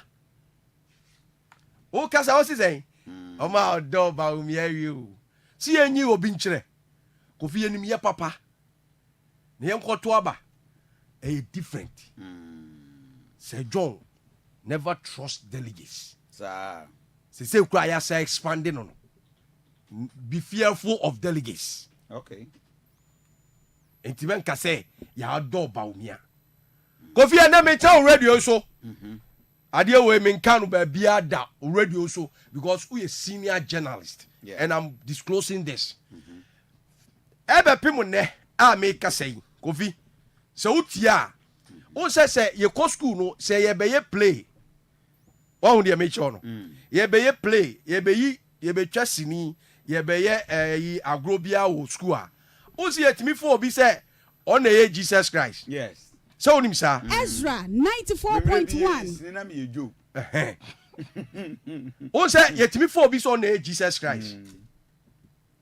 Na ye di no Jesus be Jesus me mama say Kofi free so woni fear na me no kase what say I play Yusu Muhammad da so say ye play Yusu Muhammad da it means Islam a respectable religion so wom now from omo fan chaw da o fom omo fan chaw da o kwa sorry dem ye de igu so wa frim o ko ye de nyanya se okom wa frim okọ ye de oye gu so wa fi Ezra 94.1 and so say e player Yesu Kristo it me hwe ayi kura gu no so so sa and so still na Christians ye de akire there are differences say udi odwan na de njata 500 ekọ na say odwan ntete wo mo a on say njata ni nyini the next 16 years ah on suban be yes odwan no de animu no bo so mo ba boko oye hey bo so mo dwane hey o mo dwane ba pa akofo jata nefa enwan ma be guru nchen no ntete wo mo ba na ye hey o say hey. Okay, so let's look at the details of more conference. Yeah. And, so and I want us to also deal with when I'm kind the audit report of fellows of Osuko actually by fellows of Osuko actually the National Cathedral. The National Cathedral. The Abanona can was the National Cathedral. The National Cathedral. It will be a first also. I think that you are almost exonerating the pastor. No, it is not like that. No, it is. And yes, sir. The impression created is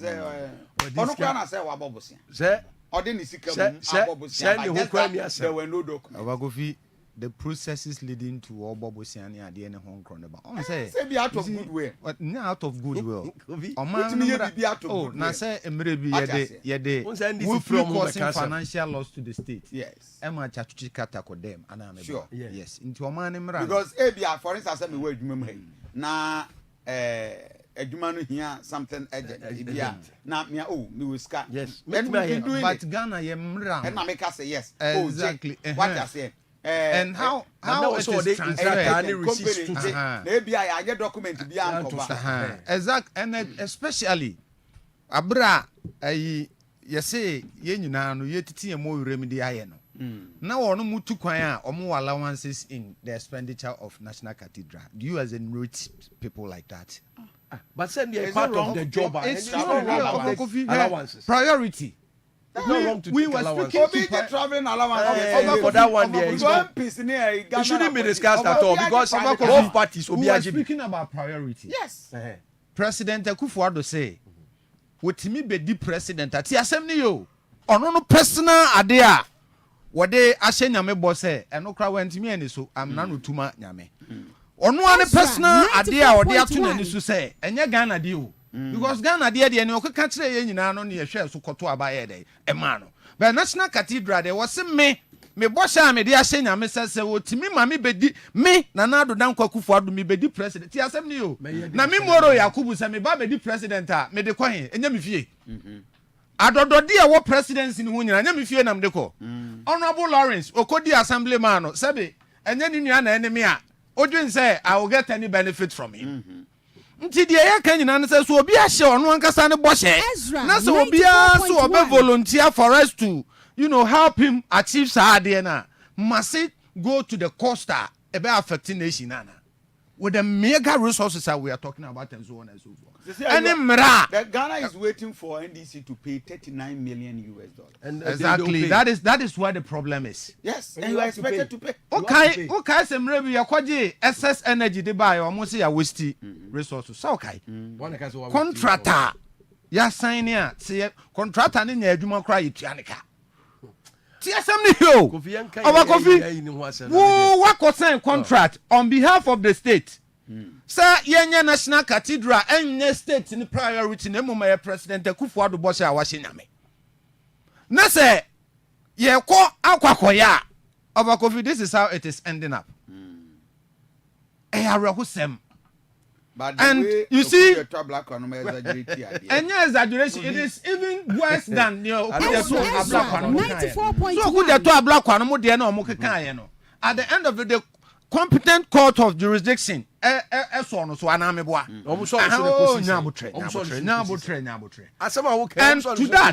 Okudia Toma say $58 million.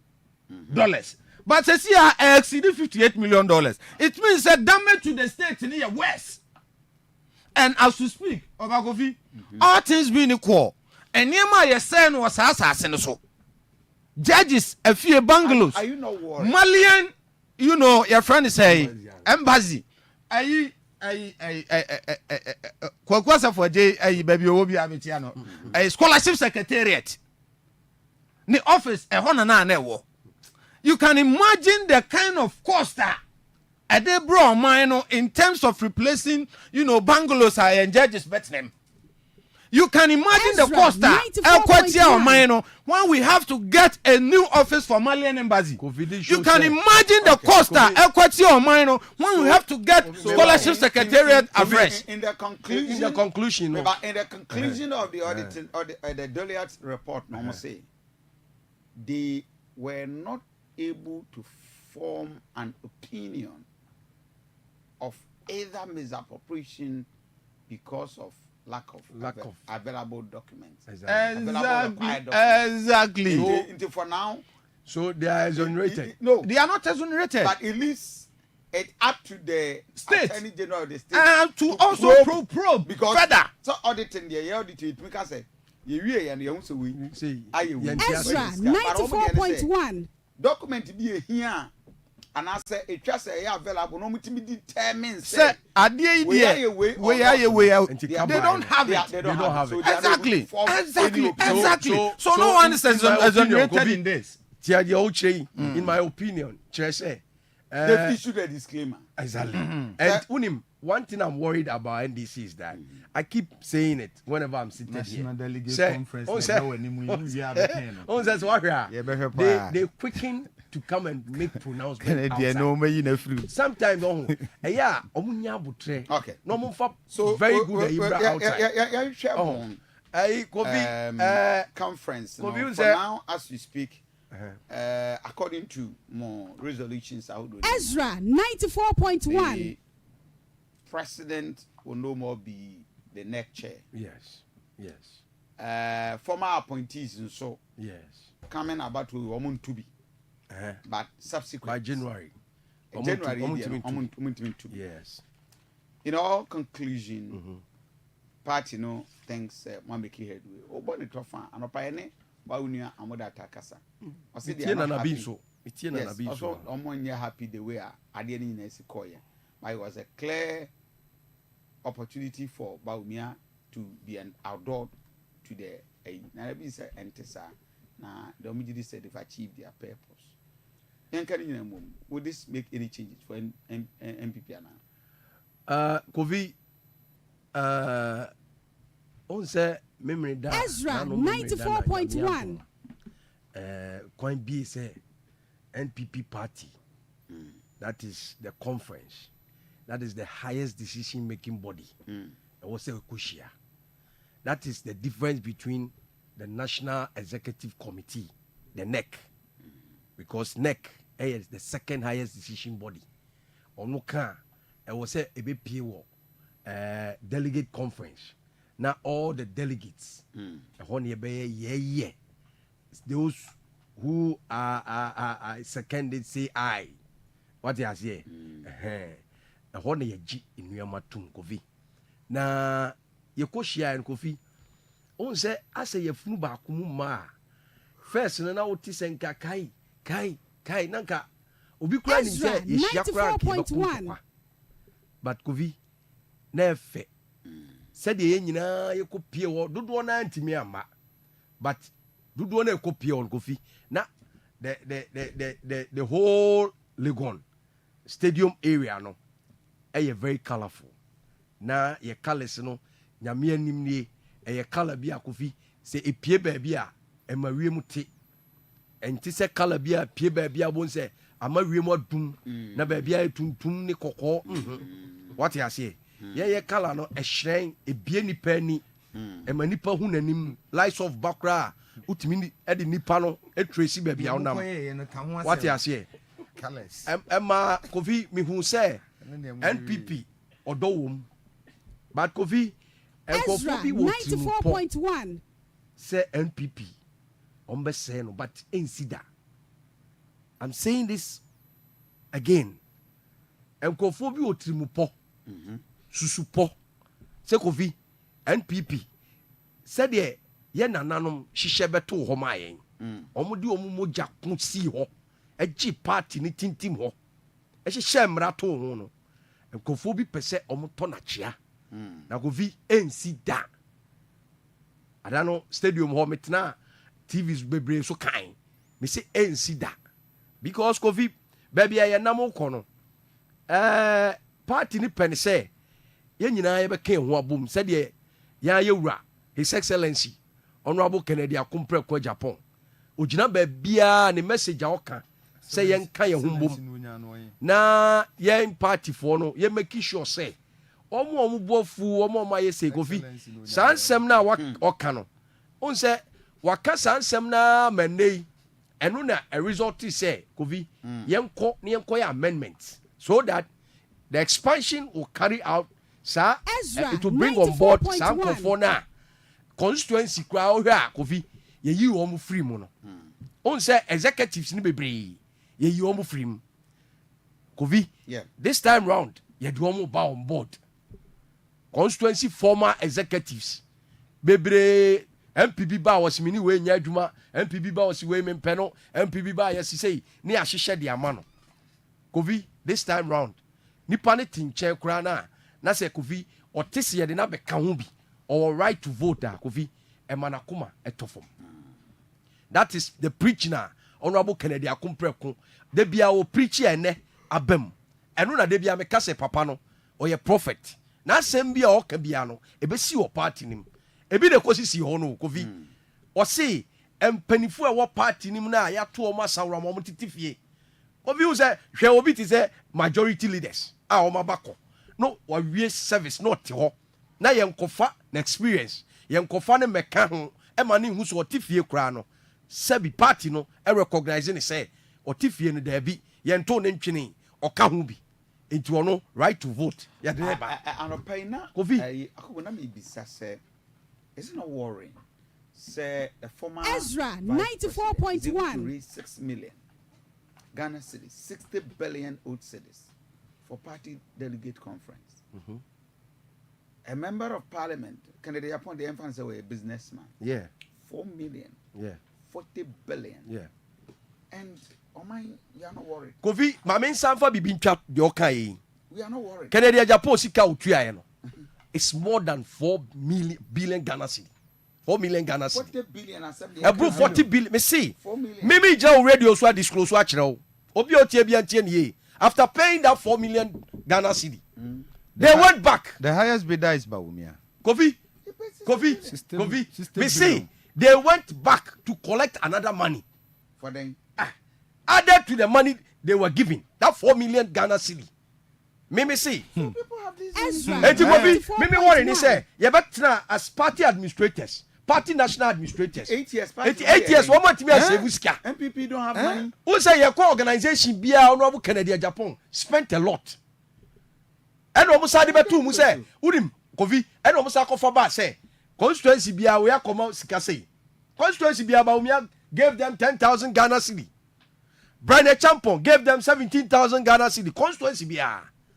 But yet you see, more pay setia, yan con making one some. Would he pay? Kofi, honorable Kennedy Akompreko Japan, me see a organic love and on Beshua channel. Kofi, Sapapani Ebel Romuno. Na Bawumia Bano, organic. Mahmoud Bawumia Bano. Kofi, I was standing there. Who said Kofi me, my koya say a journalist too. Me person me ready yesi na metimi aka ho asem all the time. Wrap up na me ma. Time na Bawumia Bano. The convoy 94.1. It is time na president was no. Convoy keke no. It was very long. But na nipa de ne ba no and also. The convoy na no otimude ba na o mani si ya no 93 gate o ba no. E na ewa. But na nipa e de ne ba no. Because no one in a pod eba. Then no so. But what you say? And Omudru VIP entrance on. They were giving access. There was any harassment to be and see Kofi. But can they do Miba Kennedy started say Obano. Obe Remu Hona Opie Kanesono. I was started turning in Sano. Kofi, the crowd went mad. Now 10 anxiety. Kofi. Okay, can pay. Oh, ya was said you see a chia crowd. Kofi, unye unko contest injina car so da ho ye wo say dey si chair ni pa ho wo dey na say adisua any host Kofi yeah ya contest da no wo hia nipa wo kan sabom say ya it shows signal wo hia na wo say ya it shows signal Kofi wo hia na on say ba wo me ya say it shows signal say enka bom what you say ana unu ya say yes sir na yes sir no chere say papa ni bibi About me and also so yes also on the now form on Kofi would him say way ACC yen nyina no me say party ni hie ko hia ye no efe thank you and emra Kofi me ma no si no ma me nko would him ye ko ye emra ye hihye ye no ebi o ha ya anja ntum ebi o ha ya gitumu Ezra 94.1 say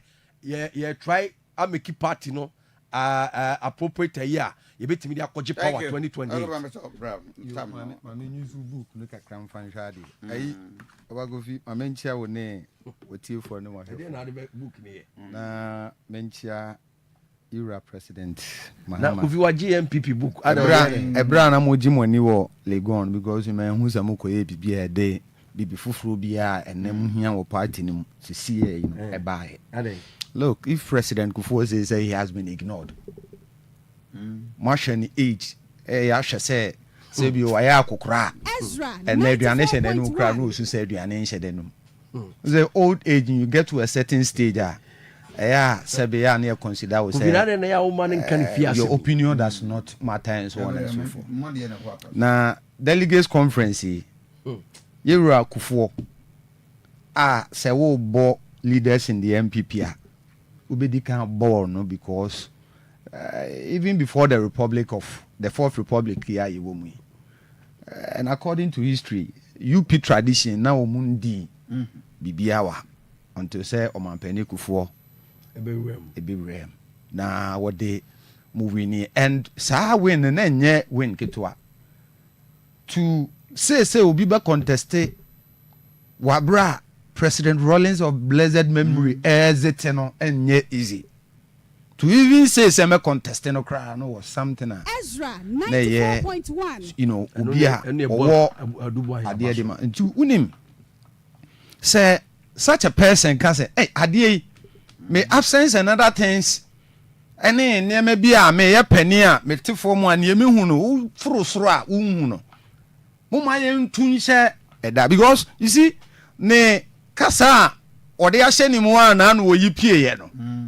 the fact say an MPP active MPP or person odi party nanim de compare to me brand champion the call national so penny say me person me koko tu sa na mo we ya me hwampanufo a wo na wo say me ba na me mawiase nyina hu se maba wo na ase na me boa say na nkompe so oba mawiase nyina hu an komfa camera nkosi on fa microphone si ho eno mampani Kufuor say na me say mo kai me because me tie nyina no ye ignore me ye mfa me nya hwe nya dia obi akra no ehu ne say me mata nti se ne say na abade a mamo nya sa na me bonya de enyo so na say ni pay day you know plea ne kwasi bro ni be kan plea a chelpa ana me boa se mon twen kakra se da oboa systems candidate and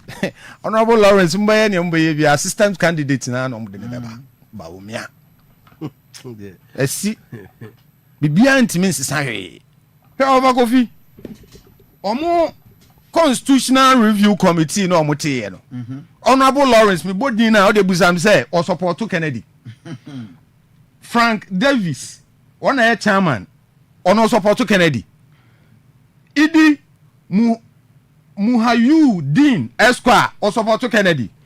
Honorable Patricia Piaget, me mama no. On support to Kennedy. The last time I checked, Alan knew once we leader no. She is with Baumia. Honorable Kojo upon Kruma no crowd Nisa Mebo. Mr. Makafui Wahanyo. Honorable Dinah Asunaba Dapa Esquire. Dr. Antoinette Chibu Dakon. Honorable Ebenezer Gilbert Ni Nate. Dr. Ekua Amwakwa Hey, Kennedy dear. Kennedy. A reference or more do my DNA reference to say, and they did a marvelous job. Oh, Nabutre. Almost how quiet maybe. Let's continue talking. The TV better turn it for just 1 minute commercial break and join us as Radio Yeguso. Now, Omoju Median, what is the reference? What is the reference point?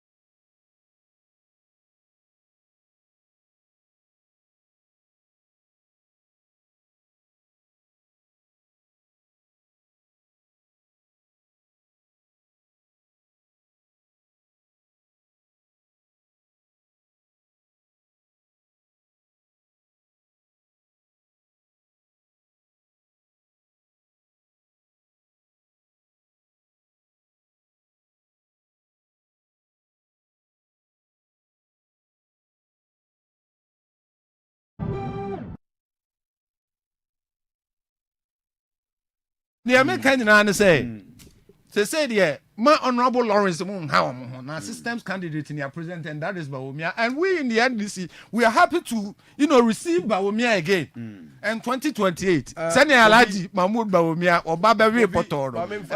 Sosuna Yenko. The Amide Sosune say, said the Mse Makan Waham print Biblino. So Kofi say, on the more can say a layman point of view, Namoka. Say, system at the Bawumia neighbor. But yeah, you woman, me am a tiffy ho. A compound house. Minam nim said ye foul twitchy guy. Minam nim said ye me twitchy guy of you. A giant gate nebuno. Minam nim said ye me katawa, obi chamo who's a me gary. Me casempa nachremono. Modia Montana and chain. Namonia say, oh, the highest bidder. System near the Bawumia. Kofi, yeah, your woman say no. And ye nim trimupa. That will be a trimo education. Make us a send me say. Susupan kofobi susu yeno. Kofi, me mom say appoint by a amendment committee. Oh, a jumom koye Kofi. Media me and we are my G2 more. I believe in it. And it's going to like a best solving your party. A bema party name has strong standings. Kofi say Bibi a here be a so your campaign. Bibi a dear be here be a so your campaign.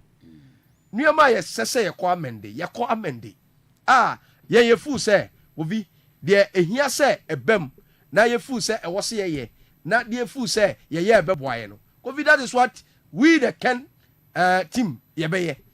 Canada Japan stands tall. Oko for moi, he stands tall. Ye dear ye see, ye chia a you phone now coordinators.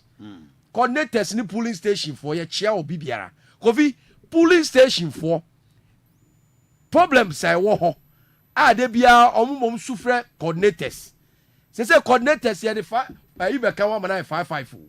Ye the 4 ebe count no more 5 in every electoral area.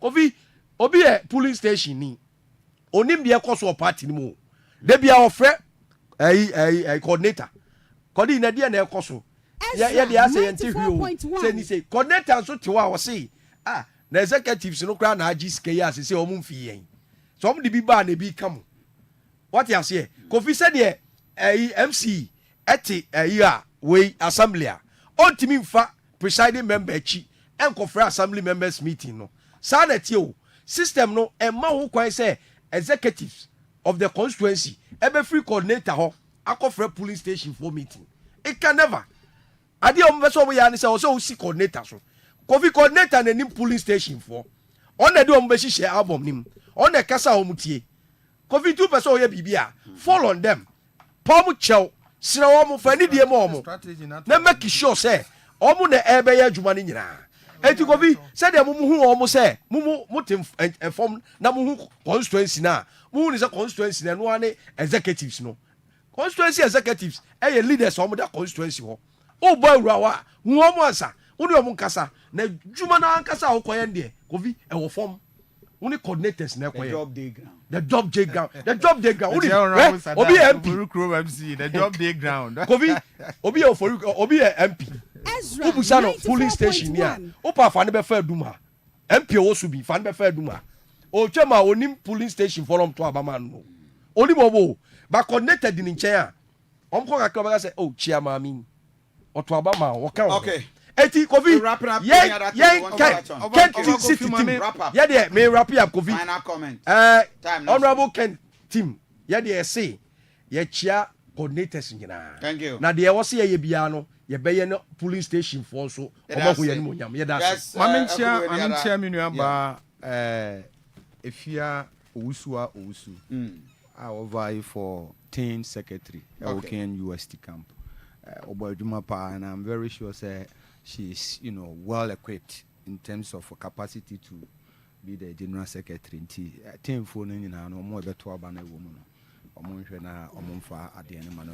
Thank you. Let's finish with our birthday, which is Nanama from Richie, Amstead, Kumasi campus. Nanama, you are looking very beautiful. Happy birthday to you, baby girl. Okay. So another birthday dedication to a year Blinks Flick. Blinks Flick, right? Blinks Flick from James Attabuedi and Akwesi Rich. James Attabuedi, Attabuedu. James Attabuedu and Akwesi Rich. And almost wish Blinks Flicks happy birthday. Kenneth Ebo Benson Mensa Jonathan and Dorothy wish their beloved son. This guy looks very corporate. I like him. Happy birthday. I was watching of Amsterdam, Holland, and they your birthday from Bishop OKATAKYIE AFRIFA. And I was watching Amsterdam, and they your birthday. Happy birthday to you. Keturah, Keturah, one of the wives of is it Abraham? That's one. Well, yeah, Keturah. Echa upon your boy, happy birthday. So upon Francis, go back, Keturah, and Echa upon your boy from Mr. Upon Francis and Elizabeth Viola, and your birthday, Keturah, happy birthday to you. And Mary Kunedu, and your birthday from Ofuri Boateng Samuel, and happy birthday. Always say Mary Kunedu, happy birthday. Another birthday dedication if we have Ruby Ugeniana. Joyce Anobia, husband and children. I wish share Mommy Joyce Anobia a happy birthday. Right, and Mommy K, and your birthday, Nana Puku of Buakwa. I wish Mommy K a happy birthday to you. And Nana Ajiman, Sister Fia Lenda of Pristia, Heman Oweshe Nana Ajiman, a happy birthday to you. Reverend John Osei Asamoah, all your children and your wife, and Ama Echa Oweshe Osofpeni, a happy birthday. And of course, this is where we'll end the birthday dedications. Meaning the Reverend Daniel Kofi Asante, but my friend Aduanaba Kofi Asante. My refi say Yegusua 14-day marathon prayer at our House of Ezra. The senior prophet Apostle General Kofi Amponsa and Udi Enimu. Don't miss it. Bomodia Nabra Nabebo Mpaye na say Nyame abasa ene Nyame ngosra na enye kese at our House of Ezra. The other who see a radium or no see a radical who buying Ezra 94.1 DJ Godfred the new Abraham Samson Mama cool exactly 11 o'clock or day Marcosem Ebebrel and that will be super